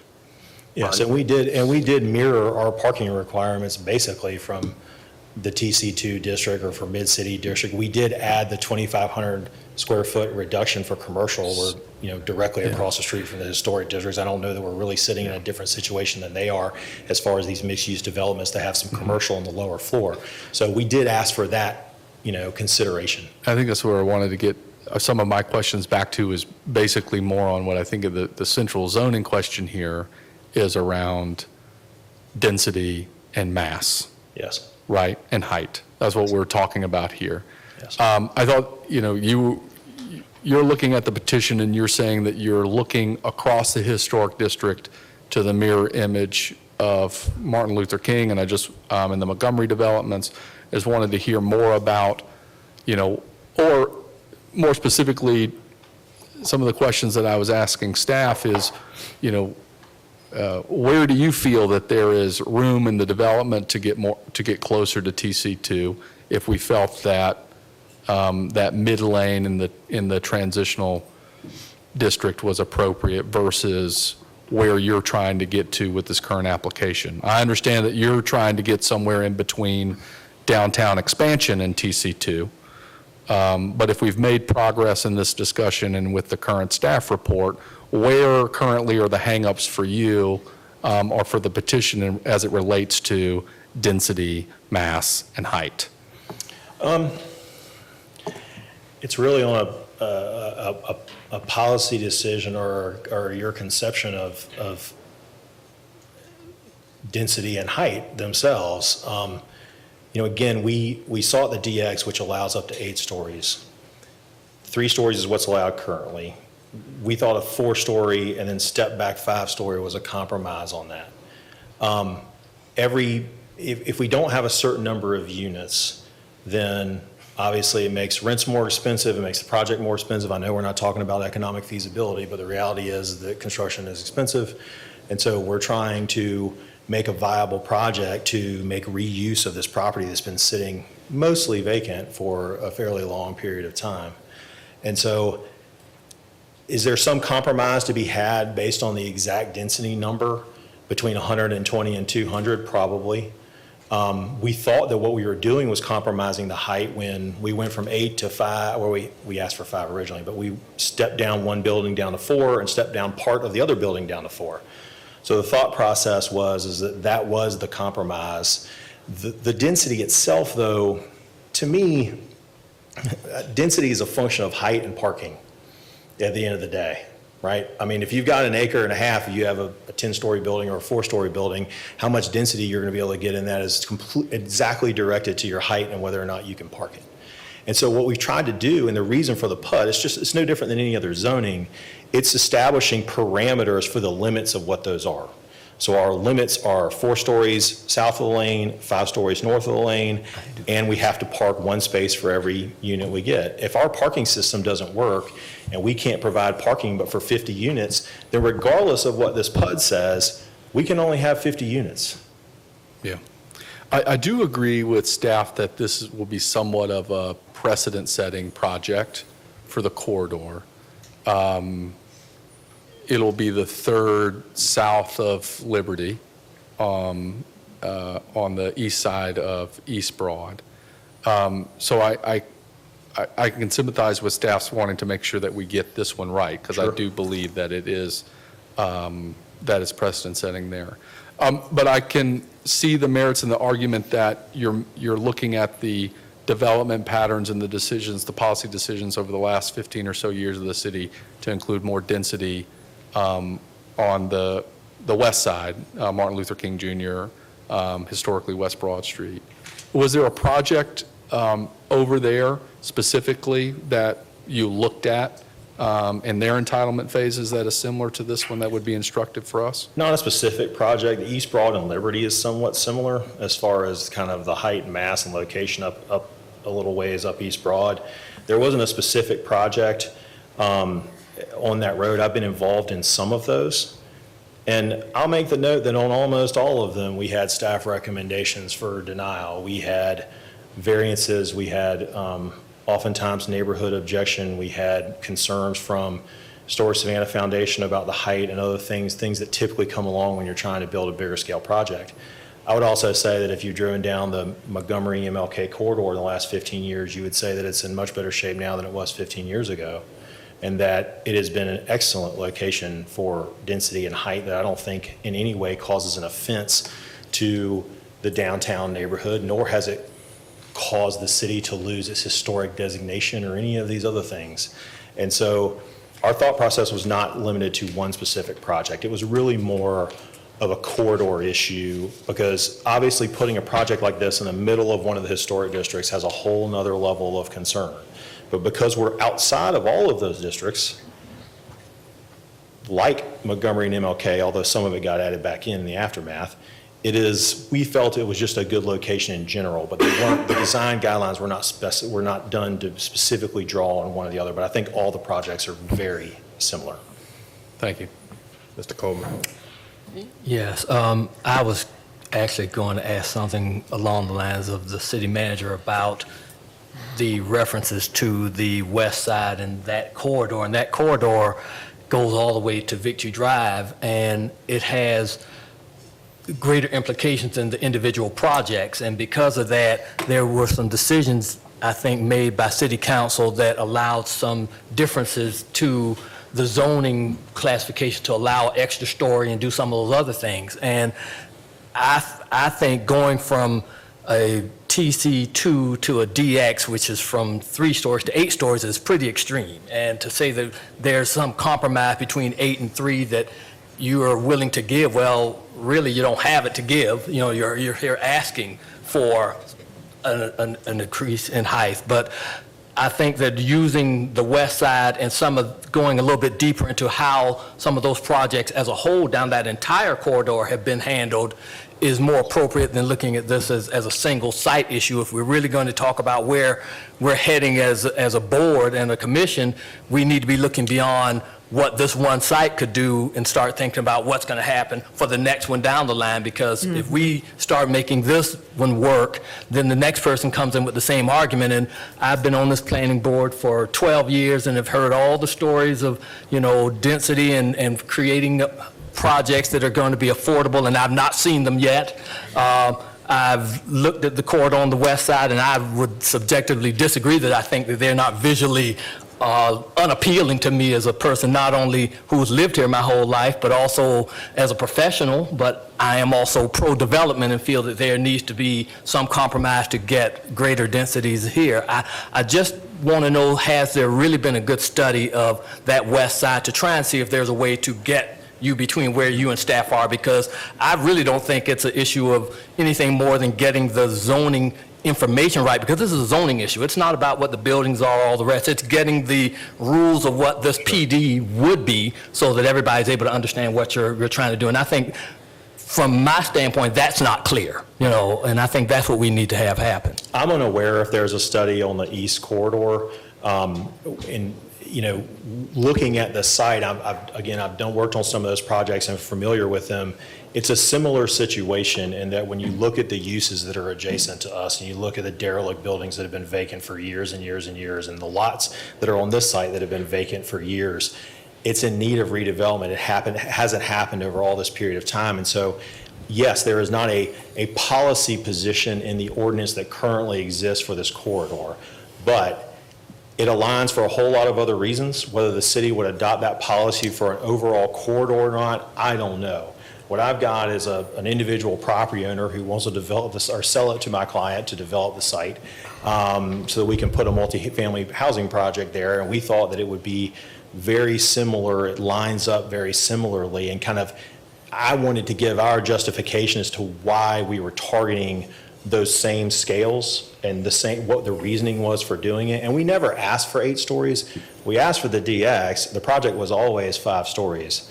But one of the concerns of staff was, well, you could build 8, so we'd rather you do a planned development so that you're bound to what's in the specific, for the specific project. And so that's how we ended up back in the SPD with the 4-story and the 5-story. Thanks. And I guess my question would be, even though it's derelict buildings there and the sites, that's been the case in almost every part of the city that's been redeveloped, including the West Side Corridor. Even though it might not have been totally open sites, the buildings were in disrepair, and there really was a problem with trying to redevelop that area, so the new construction made sense. So I don't buy the argument just because there's not a lot on the site that the height becomes something that's, you know, open to a really large difference from what we've been trying to do historically here. I'm not a person who's against height, but I do feel that the scale of the existing neighborhood, even beyond where the derelict buildings are, does matter in that area. And the area up at Liberty Street is pretty far away from this site, even though it's on the same side, that they aren't visually related to each other as far as height is concerned. So I think that that height difference does matter that far apart. Sure, and we will, it sounds like one way or another, although I suppose it may be denied too, but we may have a very comparable, basically same-size project immediately adjacent to us across the street from Gwinnett, which is currently under application. I just want to speak to the process in which all of this has occurred. I mean, when things get to this body, we would like it to be as clean as possible so that we can make a sound judgment and fair determination.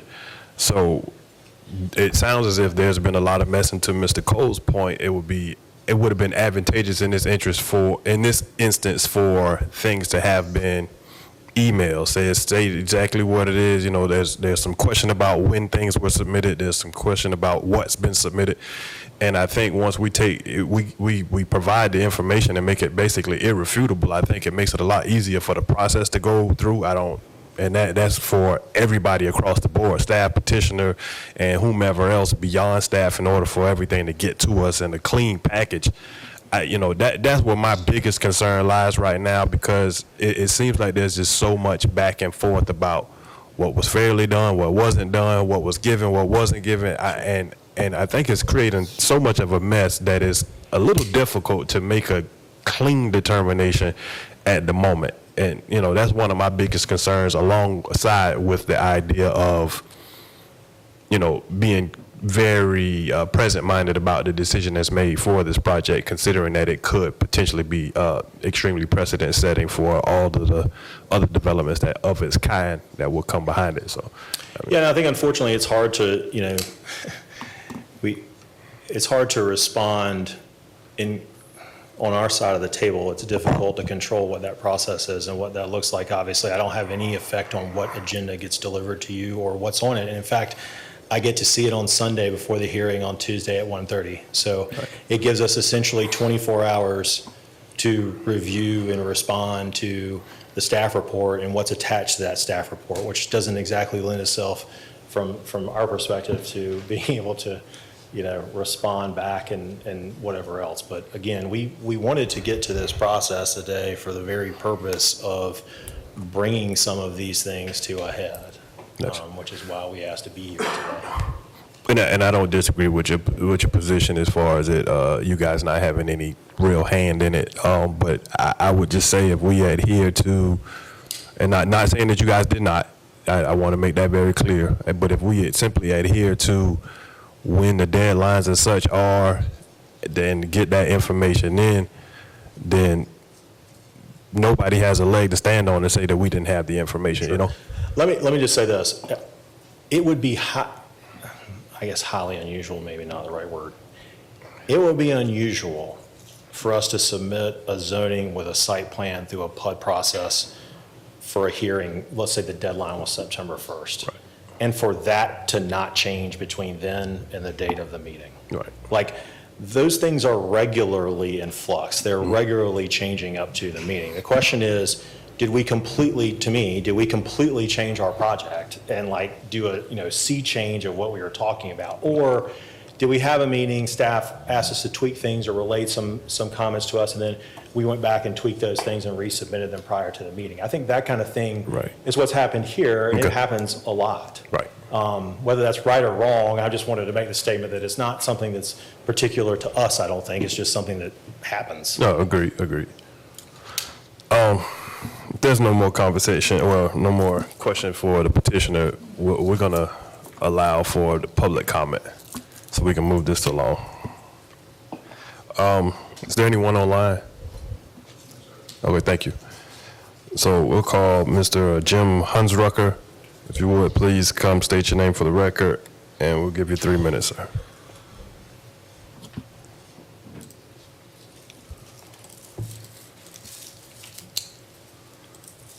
Minutes, huh? Yes, sir. Is this you? I don't know who I am anymore. Thank you. What I had prepared is... I'm trying. Okay. So my name is Jim Hunsrucker. I am president of the Forsyth Park Community Alliance, and I appreciate the opportunity to speak with you all today. We have been in communication with the forum group about this project since March 2023. At the first meeting, we were told the project was not viable unless it was 5 stories.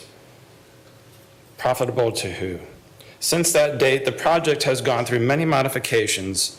This request for planned development seems to be their best shot to produce their profitable project on historic ground, which by this design has no respect for Savannah's vistas. They rely on Savannah's vistas rely on small scale and open spaces that create the charm that draws visitors to Savannah. The 5 stories they pretend to hide in the skyline would be visible throughout the neighborhood, just like the emperor's new clothes. Now, I'm sure you have made yourself aware of the ordinances for planned development. In the first 2 paragraphs, it calls for the sensitivity to the character of the site and surrounding area, as well as to preserve environmental, historic, and cultural resources. The forum group plans for the demolition of 5 historic buildings. I see this as contrary to the ordinance. Instead, what has been offered is a plaque that memorializes a church, Bethel AME. Bethel AME was demolished in 2021 by the current property owner. Record shows the project area was developed in the 1870s during the Reconstruction period as workman houses for the abutting Savannah, Florida and Western Railroad. The structure of workman houses and churches were made of wood, not the proposed brick exterior. The residents of the city block were African American, minus 1 German family who owned a corner store. Bethel AME was the touchstone for the community. As additional supporting evidence of the historic importance, I would like to introduce you to Margaret Gordon. Mrs. Gordon was born in 1832 into slavery. She owned 611 East Gwinnett Street as part of the history of this block. Gwinnett Street block. Ooh, did I go too far? Anyway, Miss Gordon purchased her home in 1876, the last year of Reconstruction. We know Jim Crow began in 1877. She was head of household, widowed. She housed her niece and grandson, and she happened to die. She was a washerwoman who could not read or write. But Mrs. Gordon, she passed away, and more than her property abutted the Bethel AME Church. We hear a familiar dog whistle from the city leadership, Team Savannah. That whistle says we need to get ready for a huge influx of people, the Hyundai horde, I call them. This is to justify a hurry up and build mentality. Mr. Hansrocker, give me a second. Due to the fact, well, 1 second, just give me a second. Due to the fact that we only have 5 cards And at the beginning of the meeting, I did state that Give we us would equal allow time. for the equal amount of time for the public to present as the petitioner. Yes. I'm going to allot you 3 more minutes. Thank you, sir. So back to the Hyundai Horde. This is to justify a hurry up and build mentality, which is propaganda for allowing a to hell with the standards of appearance and to hell with the upholding of his historic values, just build. This sacrifice of Savannah's sacred character, as suggested by city leadership, is an assault that has become the fighting words to so many residents who resist. Why should we, Savannah residents, allow yet another developer to dig its claws deep into our history and rip it away? To disregard our neighborhood that struggled to build itself during Reconstruction, that endured the Jim Crow era, who organized and rose again during the Civil Rights Movement, all for what? To have it erased to create a hyper-dense profit machine that fills the pockets of the already wealthy 1%. To them, it's not about doing what's right for history. They perceive a small plaque to history as adequate pittance to the memory of what you, dear commission, of what you are being asked to destroy.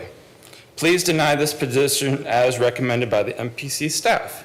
What I would like, in addition to that, what I would like to point out is one thing that is not on their site maps is this power station, power pole, substation. Also, parking, I've done a lot of parking studies in agreed upon by city manager. I know a lot about parking in our neighborhood. I've spent months studying, taking numbers, whatever.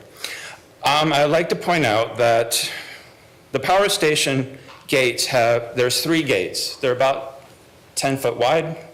So that's along the south side of East Bolton Street, the 600 block. On the north side of the 600 block of East Bolton, there's approximately enough spacing for 10 parking spots. Now, a portion I don't have, and I can't show you on this map, but if you look in the lower right corner of the right picture, you'll see a section of the lane. You got about 40 seconds. And that would allow maybe 5. So there, in all total, in that immediate area, there's 15 parking spots due to the flow of traffic. And I'll leave it at that. Thank you. Thank you, sir. Denise Flojo? Did I pronounce it right, I hope? Flojo, okay. Flojo's probably correct. Please state your name for the record, and I'll give you 6 minutes.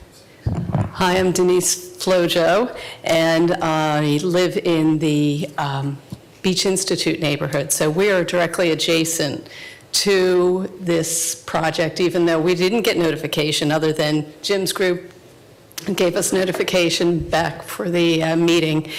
And there's another project you're all probably aware of that's on the other corner, directly north of this project. And as a resident, parking's already an issue. I live on East Huntington Street, where we have one-sided parking on that street. So we have a lot of one-story cottages, two-story homes. We don't have high buildings. We've got the Masons directly across the street, the church, and then the project that's coming up, and then this project we're talking about today on the opposite corner across from the Victorian District. And it is truly a neighborhood. It is one of the last affordable neighborhoods in the downtown historic district. And it kind of blends seamlessly across East Broad with our neighbors on the east side. It would be awful to have a height of 5 or 8 stories. It would be unbelievable. We, as neighbors, would not want that. And parking's already a big issue there, to the point where we get to park on the other side of the street for street sweep night, because we only have one-sided parking already. So between that and traffic flow with this project and the project that's coming up that wants almost another 100 affordable housing units, I've seen what the DX did over on Ann Street, the affordable housing for a 500 square foot studio apartment is over 2,000 square feet. So I don't know if y'all think that's affordable, but in my book, that's not affordable because it goes up to 8,000 square feet in that new complex that they built. So I have a feeling that if we build it, they will come. Well, what comes, and I'm not against them, but SCAD students come and take over all these apartments. It's not families. It's usually SCAD students who come and rent these apartments. So it just allows SCAD to expand with more and more students. So thank you. Thank you. Stephen, I don't want to mess your last name up. Could you, That's all right. okay, would you please state your name for the Yes. record? Stephen Thekanat. Okay, And, we can try that. That's fine. I live in the area that the representative, I guess, of the builder was saying that there are no neighbors. I live directly across the street on Gwinnett Street. My house is between Gwinnett Street and Gwinnett Lane, and a stone's throw from where they're going to be building this monstrosity. I personally think you should deny this application to change the zoning. I think that I agree with Mr. Coleman said, there has to be some development. I'm not totally against it. I just think that this issue about the density is very, very important. And I think the gentleman who came actually started off by saying, at some point he said that parking is going to determine the size. And well, where is your parking here? You're talking about some machine. I would never let my car be parked by a machine, but supposedly some machine is going to sort of park 200 cars, not addressing that is 200 cars for the 200 apartments they're trying to build in this area. All the commercial space, which is going to be restaurants and stores, where are they going to park? So there is no parking on Broad Street, East Broad Street. There is no, and then there's no parking when you go down that ramp below the railroad tracks. So they're going to park on Gwinnett Street where I live. And then the other issue is they have very conveniently taken Gwinnett Lane, which is only 20 feet wide, which is behind my house, and they have extended it across East Broad Street, doubled its size to make a huge East Gwinnett Lane between their two buildings. So what's going to happen? East Gwinnett Lane between Price Street and East Broad Street is going to be the next superhighway in Savannah. Why? Because all the traffic coming from their parking garage that they have currently put at the end of Gwinnett Lane is they're going to cut across Broad Street, go on to Gwinnett Lane to get to the west side. And why is that? Because there's no way that they can go south on East Broad. Because somebody in the city or whoever decided that the only north-south road in Savannah that suddenly becomes one way is going to be East Broad. And where does that happen? On Gwinnett Street. Suddenly at Gwinnett Street, East Broad becomes one way. So nobody can go south. So when they're exiting this new structure and they want to go south, they would have to make a right, then a left on Gwinnett Street, then go on to Price, and they'll go down south on Price. They're not going to do that. They're going to go straight down Gwinnett Lane.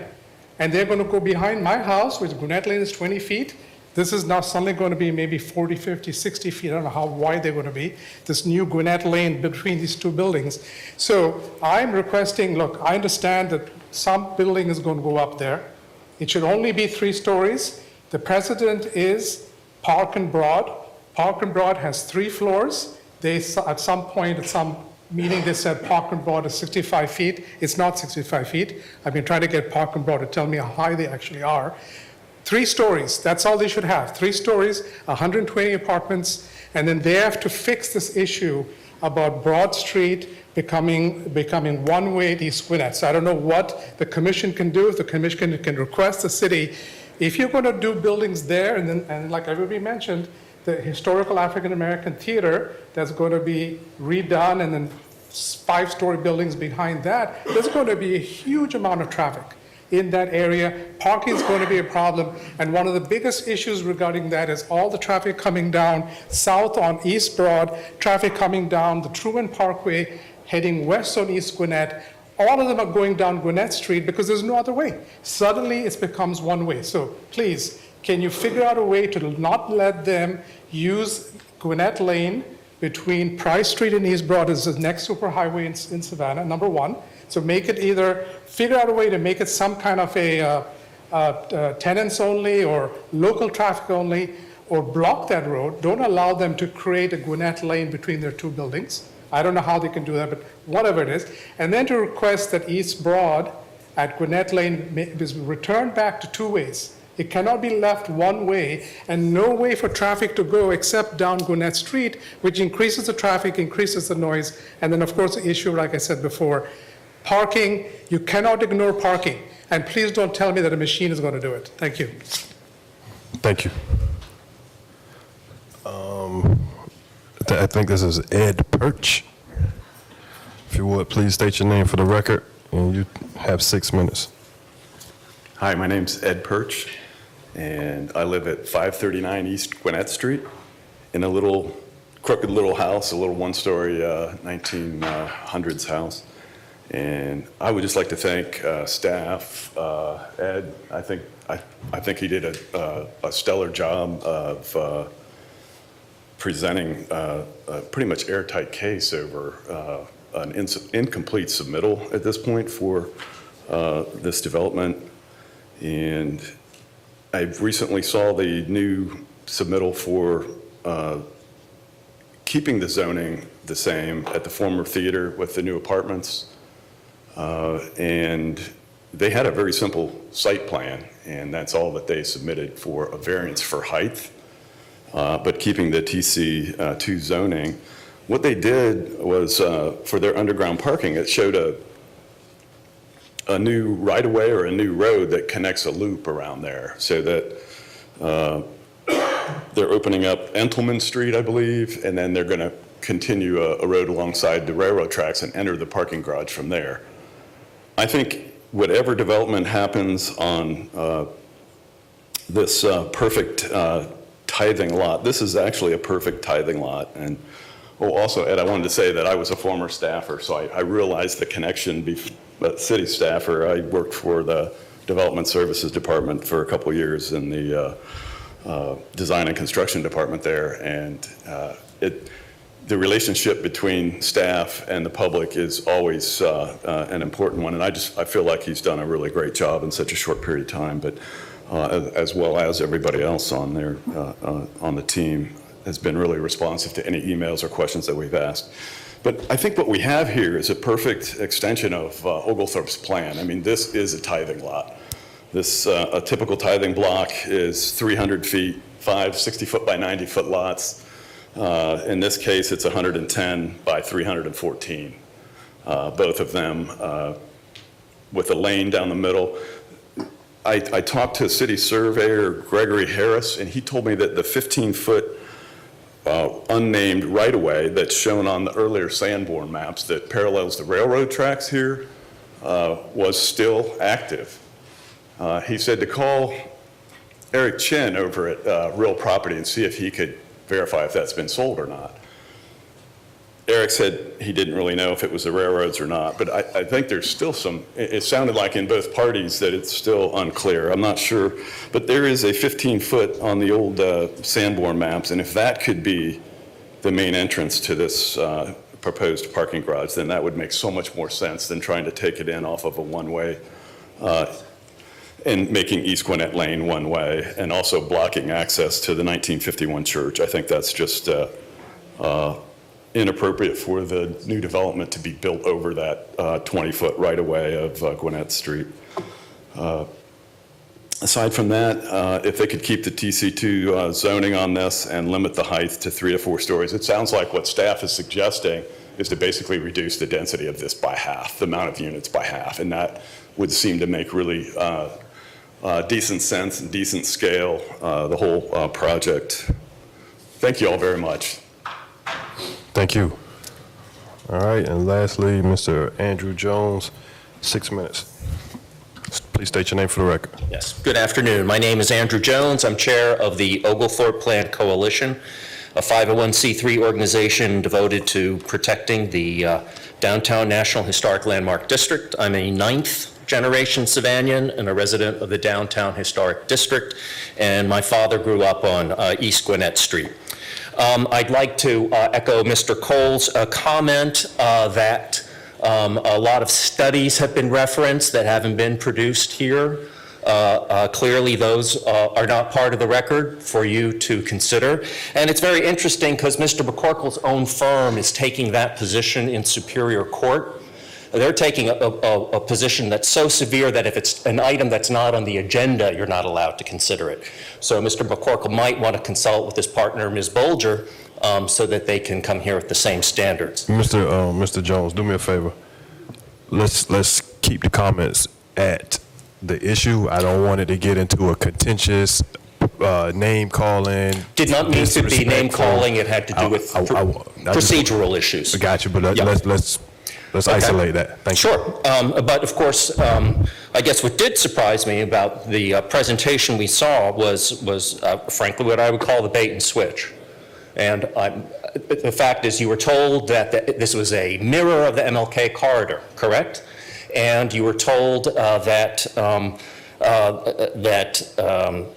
there were these 4- and 5-story buildings along the MLK corridor. Then he proceeded to provide a number of pictures of that corridor. You did notice that the buildings weren't 5 stories.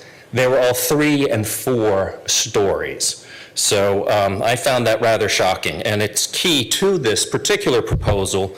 Please deny this application. Savannah does not need any more 5-story monolithic buildings. They are now a blight throughout the historic district. There is a reason these 5-story buildings are prohibited in many locations. These buildings rise above the tree canopy, unlike their 2-, 3-, and 4-story historic neighbors. As such, they can be seen from blocks away. This building, while just outside the district, will be visible from blocks from well within the district.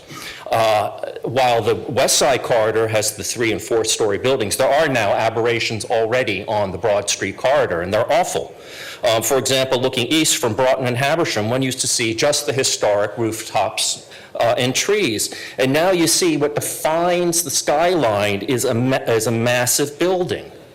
Like this structure, it lies east of Broad Street, just outside the district, but it's visible from one of the oldest parts of the district. These monolithic buildings are bad enough stylistically, but they will soon overwhelm the city, diminishing the presence of the historic buildings tourists come to see. But the worst part is that they rise above most of the historic structures and tree canopy, making their ugly presence known to all. There's only one reason for this variance, and that's to satisfy the greed of the developers. Please be a good citizen and protect the city that we love. Please let civic pride triumph over greed. Thank you very much. Thank you, Mr. Jones. We have no further public comments, therefore the floor is closed now and the petitioner can respond to public comment. Thank you, Mr. Chairman. Sir. I'll just be brief. Again, we're not seeking DX in this site, and I understand the comments that are coming particularly about the height and the idea that the historic districts are also encompass the areas that can be seen from the historic district. We're not inside any of these historic districts. We're not inside of the Forsyth Park Plan Group area either, but we did communicate with them, and we did send them copies of what we had submitted to the commission in advance of the meeting. So we've been in communication. We're not trying to hide what we're trying to do. We may have a fundamental disagreement about whether or not a 4- and 5-story building is offensive or not, but it depends on your perception, I suppose, of that 4- or 5-story building. We continue to take the position that if all we can have is 3 stories throughout the city, then we're never going to meet our housing requirements. And so we have to look for specific places where we believe that some height and some mass is appropriate. And we believe this being outside the district and with the property around it, this is a good place forward, and we continue to take that position. With that, I'm going to say that perhaps the best thing for us to do as far as proceeding from here, which I guess is the big question, is to continue the petition so that we have the ability to continue and re-meet with Edward and staff and try to address the things that can be addressed. I can't stand here and promise you today that we're going to be able to address everything and staff's going to say we love the project and it's great, move forward. I don't know that we're ever going to get to that place. But there are certain things in here that are talked about missing, like the parking plan and other things that we may have a disagreement about whether or not it's been submitted. And we don't want to be in a context of having disagreement about things like that. I want y'all to have a full package. We do. We want this process to move forward, which is part of the reason we required we be on this agenda today, is to get to this point. And so with that, I would just say that I would suggest that we continue it so that things like cannabis usages can be struck and STVRs can be struck, and we can blast parking plans, and all of the seemed confusion between us and staff can be resolved to the extent it can be resolved. And then I would ask that when we come back to that date certain, whether that's, I mean, I guess October 17th is the next meeting, but that when we come back, that we're going to get to a point where we've got to take a vote one way or another. Because I don't know that we're ever going to have a staff recommendation for approval, but we do want to at least clear up as many discrepancies as we can. Okay, we appreciate it. Do you feel that October 17th is enough time to do what you need to do? Is the real question. If the board were to vote for a continuance, and that's my biggest concern, making sure everything can actually get submitted and reviewed. I don't know if October 17th, but I can't dictate what you guys feel is. There may be changes to it that occur after the deadline for submittal. Obviously, the deadline for that submittal has already happened, but it's not unusual for us to continue petitions to a next meeting. Yeah. It happens all the time, as long as it's a date certain. Yeah. So I guess the question is we've got, what, October 17th, and then what, November 7th? October 28th. October. It's not November, sorry. November 7th. I don't think there's I think there's only one meeting in October, right? Right.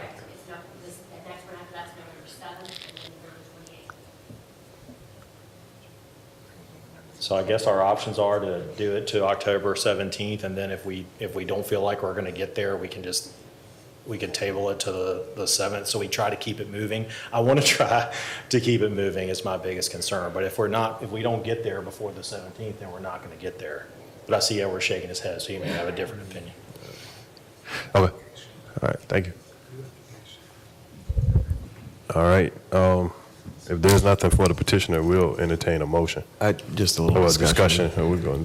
Yeah, I think that what it appears to me is that for the most part, the public is open to development, but there is an issue with density. And by right, they could build 120 units now. By request, they're trying for 200. And so I think that whatever comes back before us, in my mind, and I'm not saying this will be the will of the board, but in my mind, it would fall somewhere between those two. Yeah.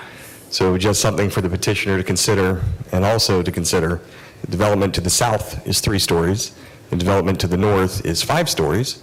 So maybe somewhere between those 3 stories and 5 stories, there could be an understanding. Maybe a 3-story setback to 4 stories instead of the 4-story setback to 5. Something where both sides feel like they've achieved something for the community. From the petitioner side, more density, lower rents, theoretically. And from the community side, less of an eyesore, less of something that stands out like a sore thumb. And that's all I'd say. Thank you, Mr. Cole. Mr. Coleman. Yes, Mr. Chair, I want to seek some clarification on what's going to be brought back in front of us. Are we going to see another site plan document? Or are we going to see a zoning document? Because what I want to see is a zoning document. I think that that's what we need to see. We need to see what the parameters of any building is going to be, that then the design team or whatever can work within those parameters. But I think it will allow this commission to really understand what we're trying to get to and not talk about all the other issues of parking specifics or whatever. What's the parking ratios, the type information that would be under a zoning classification right now is what this plan development needs to give us for its specifics and not the rest of it. And then let the petitioner, if they're successful in getting a change, create the buildings that go through all the other approvals done by those appropriate authorities. So I just want to make sure we're able to drill down on what we need to do as a commission and leave all the rest of that to the persons who are supposed to do it. And I think a zoning document is what we need, and from there. So I would agree. Ms. Jarrett. I think a zoning document would be very helpful. The commission has the ability to grant some variances on its own, don't we?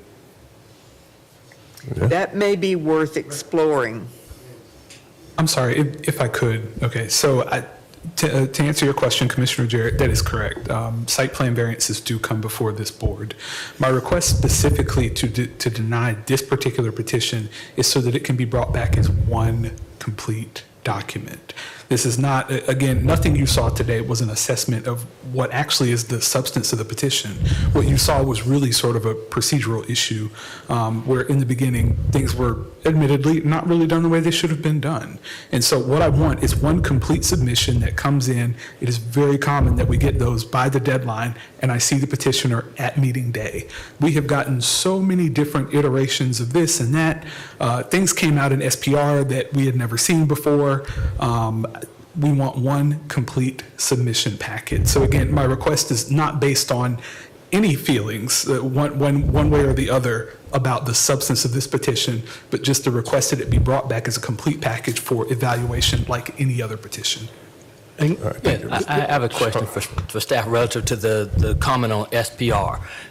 Is an SPR review required for a planned development? I mean, is that a part of that process? Because I know a planned development can be an actual plan, or it can be sort of a document of what will create a plan. So what are we getting here is really what I'm saying. So if we're looking to create a site plan specific plan development, then yes, I would say there's some value to a SPR process. If not, why are we letting that cloud the issue unless that's a part of the process? So I'm trying to get that clarified here for us.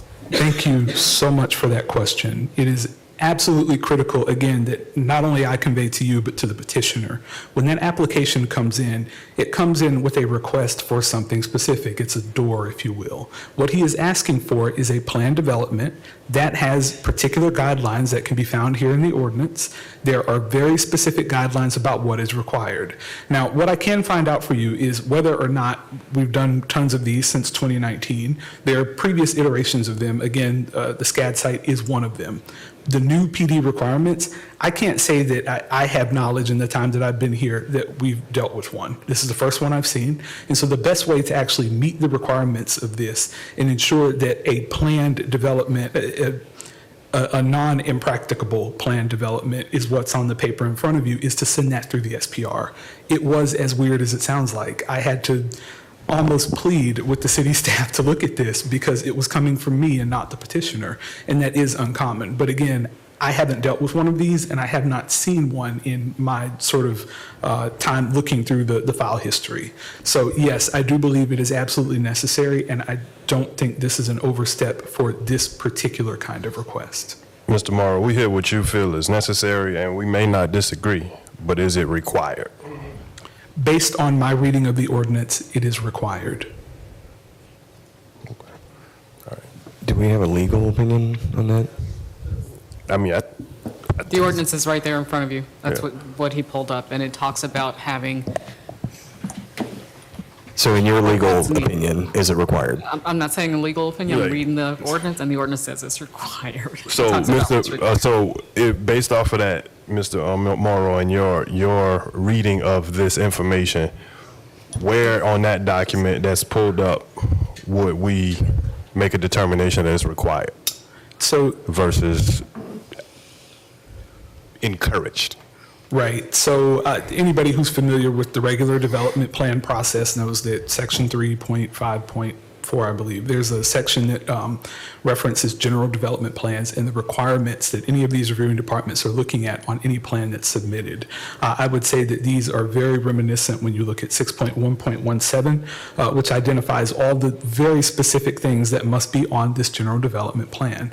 Again, the idea is it needs to show that these things are practicable so that when they are approved, you're not giving zoning to something that can't be done. When they go through that practice at a later date, this is for something that presumably already has zoning, or it is often determined during the course of that process that it needs to be brought before you for a variance of some sort or for a rezoning. So because this is a planned development, and if you'll Actually, if you'll think back to the previous staff meeting, I kind of started talking about this sort of three different approaches. The carte blanche approach to zoning in the previous pre-meeting. Carte blanche, you get zoning. There's already certain uses and standards that are associated with those rezonings. The next step would be conditional zoning, which is typically what we're talking about. And so honestly, I think there's been some misunderstanding on the part of the petitioner. I'll call it misunderstanding, that this is not conditional zoning. This is planned development. Planned development comes through and it's more or less, this is what you're going to do. It's a different level. So again, if that's not what he wants, again, I was not here at the time this application was taken, but I'm more than glad to go back to the DX phase and say, how can we work within the context of a DX? How can we work go through another door, if you will? The ordinance is going to point you to whatever those particular requirements for your request are. And it is my hope to convey to you as well as to the petitioner, staff's evaluation is always based on these requirements as set forth very clearly in the ordinance. Mr. Chairman. Yes, sir. Question for staff. Mr. Morrow, how do you interpret the first line of 6.1? A proposed narrative discussing the market No, concept. sir, the first line of the first paragraph. The city manager or his designee, the city manager of his or her designee may eliminate these requirements that do not apply. So I think my issue here is that we're again talking about process steps and not outcomes. And I don't want to make this petition about process steps like has happened before on Buckhalter Road and other things, because I think we have a really important policy decision before us to make, because I do think it'll be a precedent-setting development in the corridor, and I think that the neighborhood brings up items that need to be addressed. The petitioner brings up items that need to be addressed. And so I completely respect staff's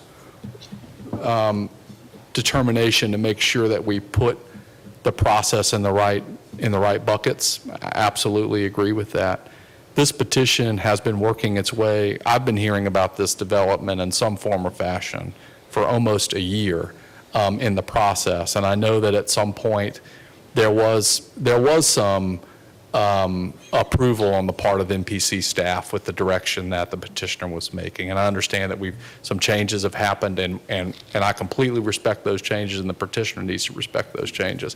But I'm trying to find a way in which we can make sure that we're addressing the meat of the concern, because once we clear these process steps up, we still have a policy decision to make.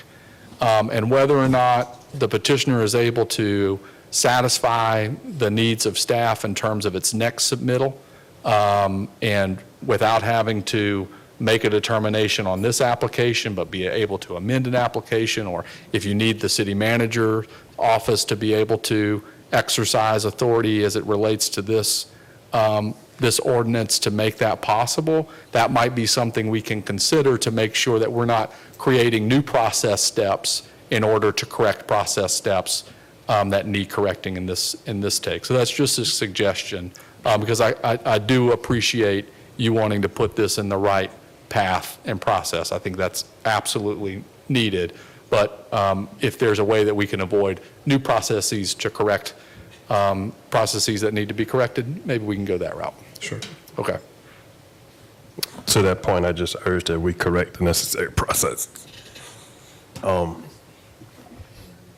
Yeah, we'll entertain the motion. I think we've talked this one quite a bit. Coles, I'd like to make a motion that we table this issue? Continue this issue, sorry, until the November 7th meeting, and that's specifically because March is the second busiest month of this event calendar, and I don't see it realistically coming before us on the 17th, so that's my motion to November 7th.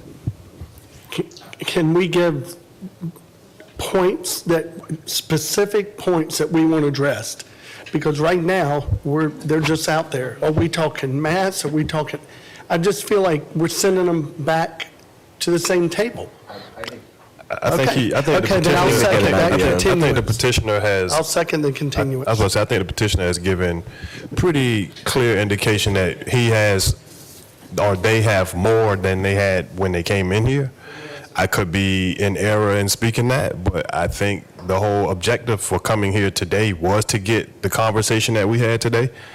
And if that is indeed the case, I would think that the petitioner not only wanting to move their project along, but actually getting completely out of this process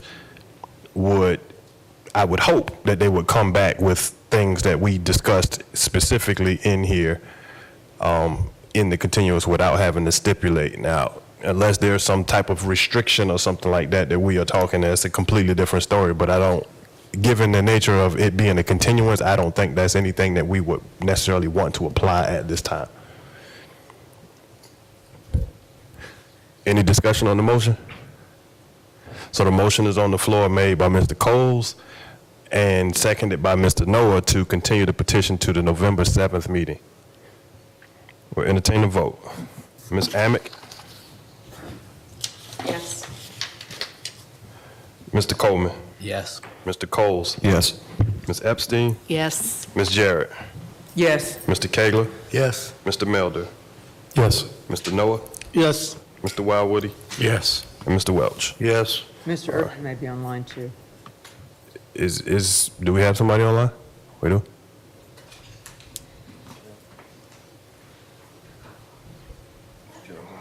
Mr. Urban? Mr. Urban, are you online? And if you are, do you, that's your vote, yes? Thank you, sir.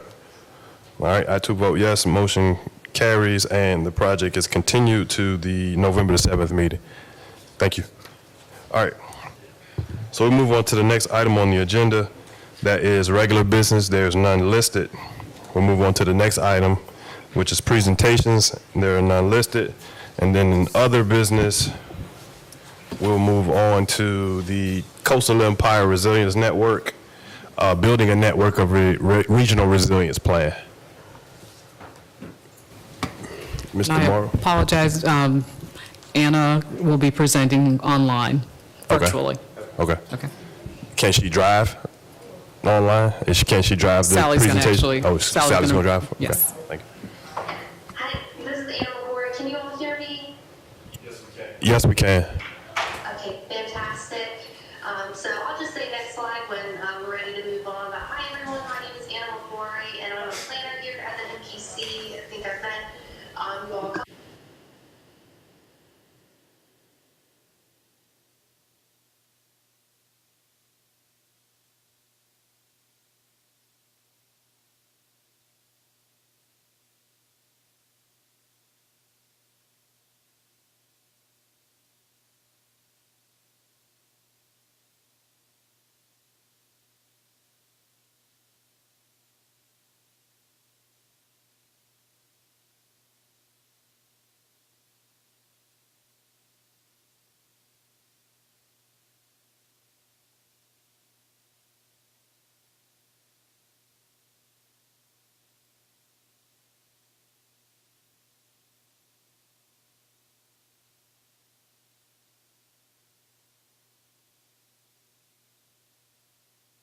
The changing climate.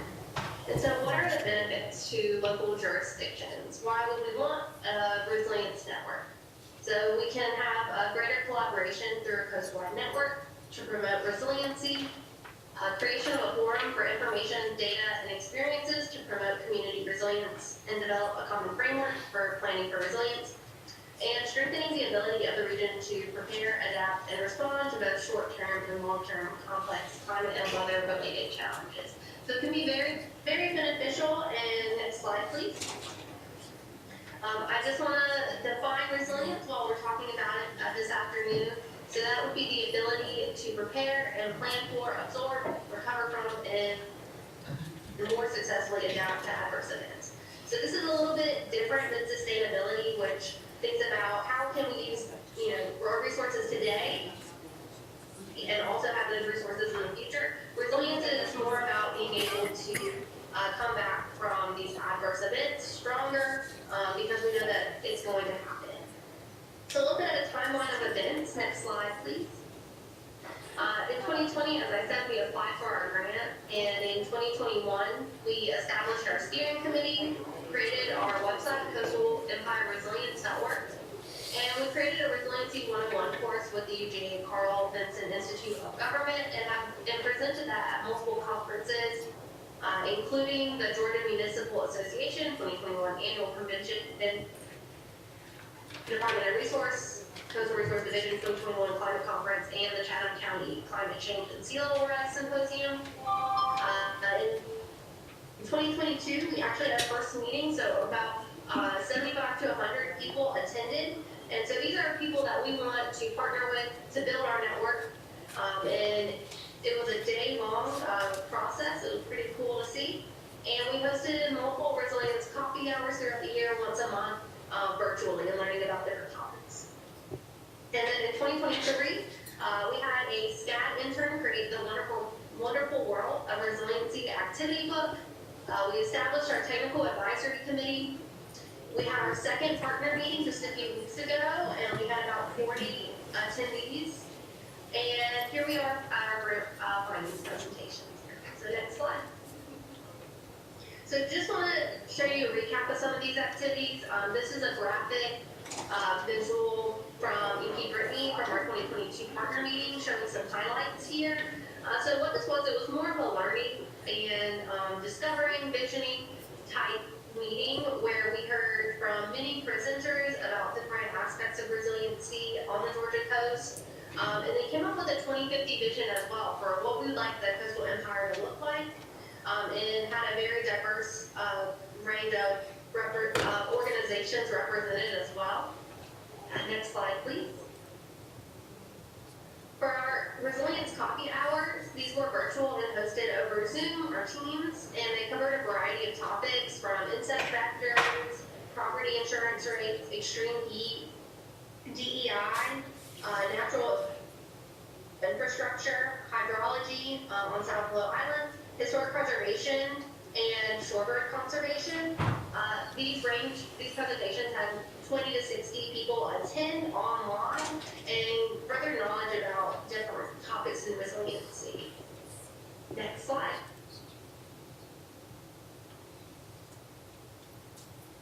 Great. And that brings me to our 2023 partner meeting. As I said, it was just a few weeks ago. You may have seen some promotion for this, but we're revisiting our mission, scope, and goals. We had our roundtable discussion format with table moderators, a very select list of questions that we really wanted our partners to get to and answer, and think about how can we move forward past the end of our coastal incentive grant this month. And so a few of those outcomes and what we're going to be working towards in the future, we would like to continue to network within the entire coastal Georgia and low country South Carolina region. However, really focusing on Bryan, Bullock, Chatham, Effingham, and Liberty counties, and then expand out, along with coordinating with the Golden Isles Coastal Resilience in Glenn County.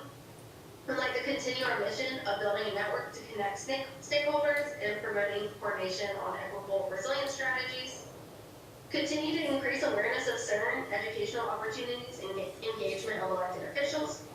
Create a strategic plan, offer an online hub of resources, contact list to assist partners in connecting. And we'd really like to focus on building relationships with community organizations and neighborhood associations with a focus on promoting social and environmental justice. And finally, we'd still like to work towards becoming maybe a self-sustaining organization. And we're still exploring these, but options thrown out from our partners were modest membership dues, incorporation into city and county budgets, and grants. Next slide, please. Great. And I also wanted to preview our Resiliency 101 course. So if you are interested or know anybody that is interested in learning more about how they can get their hands on a Resiliency 101 course or have a presentation, a couple of the learning objectives are to learn how to define resiliency and its communities and managing land, discussing the difference between shocks and stressors, learning how to assess and plan for resilience, increasing resilience by strengthening the triple bottom line, building partnerships, and understanding about resiliency, specifically in the Georgia coastal region. And this was all thanks to, next slide, NOAA and the Georgia Department of Natural Resources, Coastal Resources Division, so I really want to acknowledge them and thank them for their support throughout this grant process. We could have done it, and then again, the UGA Carl Vinson Institute of Government helped prepare our Resiliency 101 course along with the Network for Engineering in UGA Iris. Next slide, please. So with that one in, and just say thank you very much for being part of this process and allowing me to present today. So we'd love for you to stay connected with CERN. You can do that on Instagram at CERN_MPC, or go to our website, coastalempireresilience.org. And thanks again to the leadership of Melanie Wilson, our executive director of the MPC, and you can contact myself, the project lead for CERN, at coordinate@the-mpc.org. So with that, I'll end, and again, thank you. If you have any questions, I'm happy to answer them. Thank you, Anna. Does anybody have any questions for Anna? All right, good to go. We appreciate it. All right, so we'll move on to the next item on the agenda, that is election of the officers of 2024. I could be in error, but if I could have somebody from the nominating committee run the slate again, I feel like there may be a typo, but I do know it was just for treasurer. So I will say that we have recorded that there's been a nomination for chairperson for myself and Ms. Karen Jarrett. Then we go vice chair, Mr. Travis Coles. Secretary, Mr. Wayne Noah. And Tom Wildwoody was it? I thought so. Just wanted to make sure because I had a different note on the slate that I have here, and I just wanted to confirm. Yeah, that's what I thought, but I couldn't remember because I don't have my notes right here. Ms. Everett, if you would help me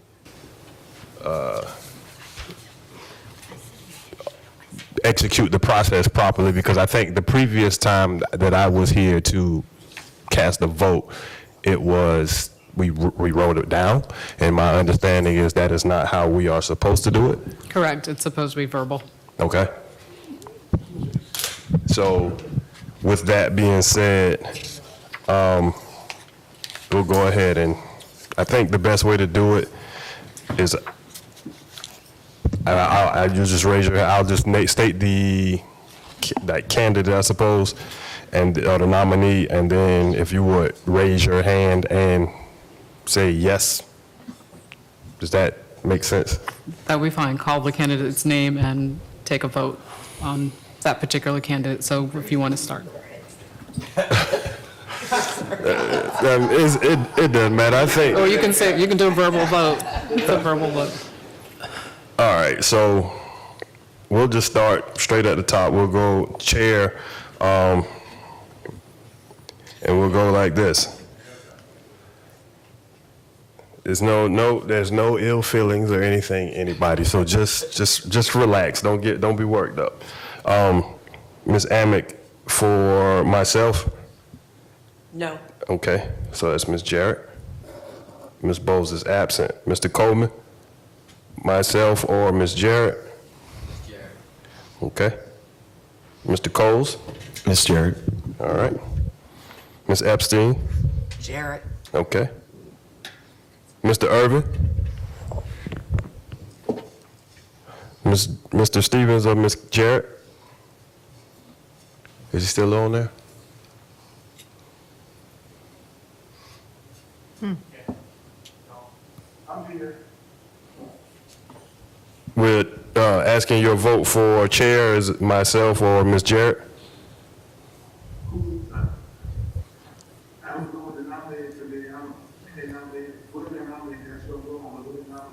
Okay, so that's Ms. Jarrett. I didn't what did he say? It sounds as if he said whatever the nominating committee's, like, based off of the slate. Question, Mr. Chair. Yes, sir. I wasn't aware that, so did the nominating committee recommend a slate? Yes, last meeting. Okay, I'm sorry, I missed the last. Yeah, no meeting. worries. I'm sorry. No worries. Ms. Jarrett, I'm assuming you're voting for Ms. Jarrett? Yes. All right. Mr. Kegler? Mr. Stevens. Thank you. Mr. Melder? Mr. Stevens. Mr. Noah? Mr. Stevens. Mr. Notrika is absent. I, too, will vote for myself. Mr. Wildwoody? Ms. Jarrett. All right. And Mr. Welch? Mr. Stevens. All right, so we have 1, 2, 3, 4, 5 votes for Mr. Stevens, and 1, 2, 3, 4, 5, 6, 7 votes for Ms. Jarrett. So that settles chair.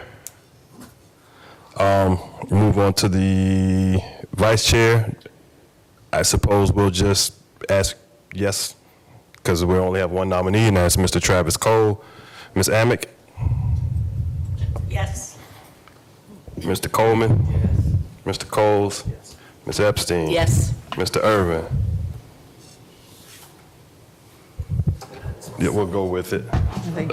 He seems it. I think he's voting the slate. I don't want to speak for him, though, because this is an actual voting process. So I'll jump over him for a second. Ms. Jarrett? Yes. Mr. Kegler? Yes. Mr. Melder? Yes. Mr. Noah? Yes. I vote yes. Mr. Wildwoody? Yes. Mr. Welch? Yes. All right, good deal. All right, so we move on to treasurer. Mr. Wildwoody is the sole nominee. Ms. Amick? Yes. Mr. Coleman? Wait a minute, he's not. You got Wayne Noah. Wayne is on. Well, I had Mr. Noah from it shows as secretary. Secretary was you and Mr. Noah. Yeah, that's why I was trying to get clarification on the slate before we did it. I had nominated Mr. Woody for secretary. And you were nominated for secretary. And Lorraine Bowles was nominated for treasurer. I was relying on the information that was provided by staff from recording from the last meeting. Ms. Jarrett, I gave him a piece of paper that was written from the last time when Ms. Bowles presented the people, so that's where he got that from. He was originally put on there as a treasurer, and then after that was presented, then he was also nominated to keep his seat as chair.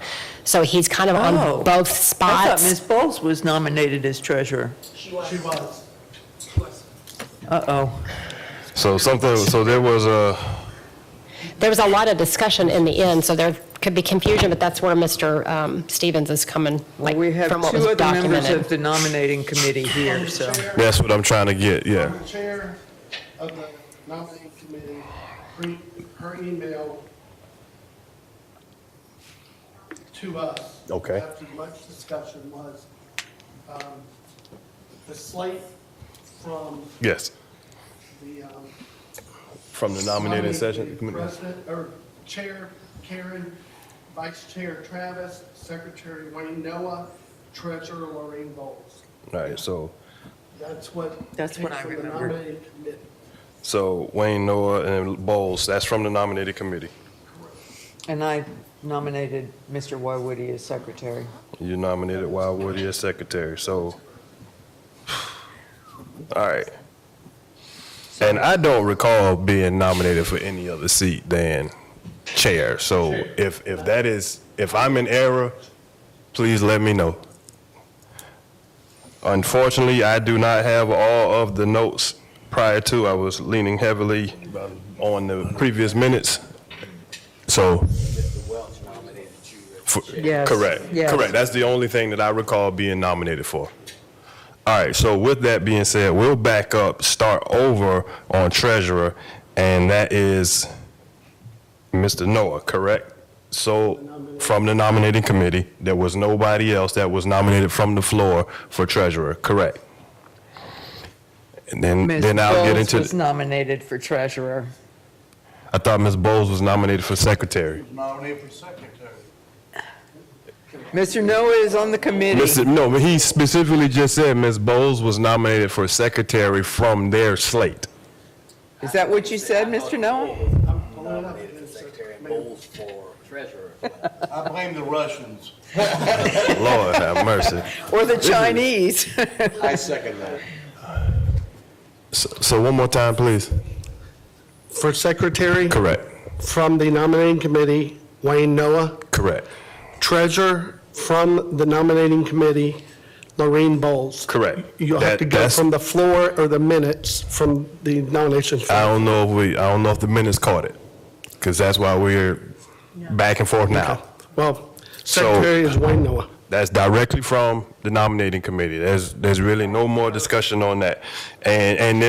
So for secretary, there was a nomination from the floor, I'm understanding, from Mr. Wildwoody, correct? All right, that's where it is. That's what we're voting. So it should be between Noah and Wildwoody. No, it should not be between Noah and Wildwoody. It should be treasurer should be for Noah, period. Secretary between Bowles and Wildwoody. Secretary. I just twisted? Yeah. My apologies. Secretary from the slate was Wayne Noah, and from the slate treasurer was Lorraine Bowles. Yes. You know, that's I will absolutely own that because the order, I apologize, the order in which is on the sheet is flipped. So I flipped it. I apologize. Thank you. So Noah and Wildwoody. Gee whiz. It's being recorded. Unfortunately. Yes, it's being recorded. Unfortunately. So, straight treasurer, Laureen Bowles, correct? Yes. Cool. Ms. Amick, how do you vote? Mr. Coleman? Correct. Mr. Coles? Yes. Ms. Epstein? Yes. Mr. Urban? I think you tapped out. Ms. Jarrett? Yes. Mr. Kegler? Yes. Mr. Melder? Yes. Mr. Noah? Yes. Mr. Notreek? Nope, not here. Mr. Stevens, yes. Mr. Wildwoody? Yes. Mr. Welch? All right, so here we go.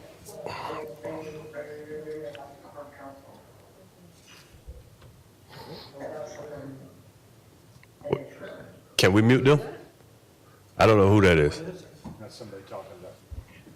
Yeah, we'll need to mute them. So let's move on. Secretary, we'll just go straight down since Mr. Wildwoody is sitting right here. Oh, this is Wildwoody and Noah, excuse me.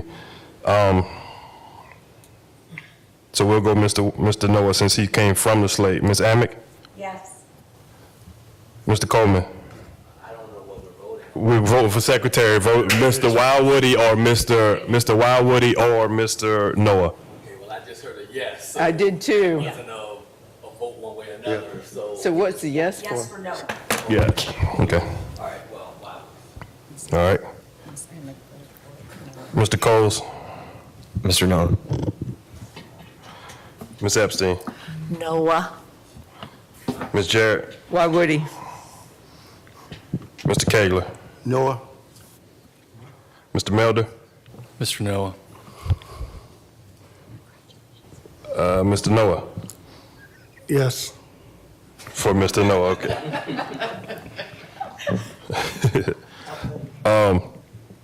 I go Mr. Wildwoody, Mr. Wildwoody, Wildwoody. and Mr. Welch. Noah. All right, so that's 1, 2, 3, 4, 5, 6, 7 for Noah. 1, 2, 3, 4 for Mr. Wildwoody. So the vote ends up, the slate now reads as Chair, Ms. Karen Jarrett, Vice Chair, Mr. Travis Coles, Secretary, Mr. Wayne Noah, and Treasurer, Ms. Bowles. Yeah, and I just will serve as past chair, emeritus, yeah. So that wraps that up. I've appreciated serving as the chair. Yeah, I appreciate it, Good job, Mr. Chairman. Thank you very much.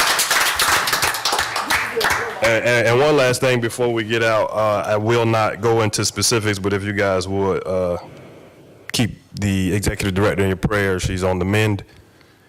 So just wanted to put that out there and make the body privy to said information and make that request.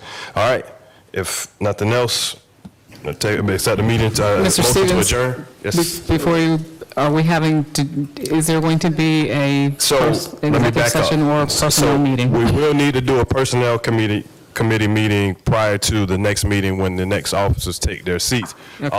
Because we are still trying to collect full participation of the executive director's evaluation. I have 6, I think just got 7.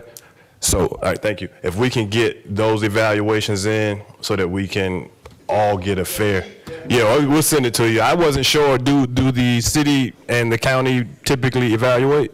Yes. Okay, All right, cool. So I'll send it to you guys. I don't think you all were copied in on the original email. I'll make sure you all have it this evening. And I'll send staff an email as to when we should probably get together on this personnel meeting to go through the reviews. Hopefully I can put a ribbon on this thing by the end of the week. All right, thank you. Motion to adjourn. Coles. All right, so move.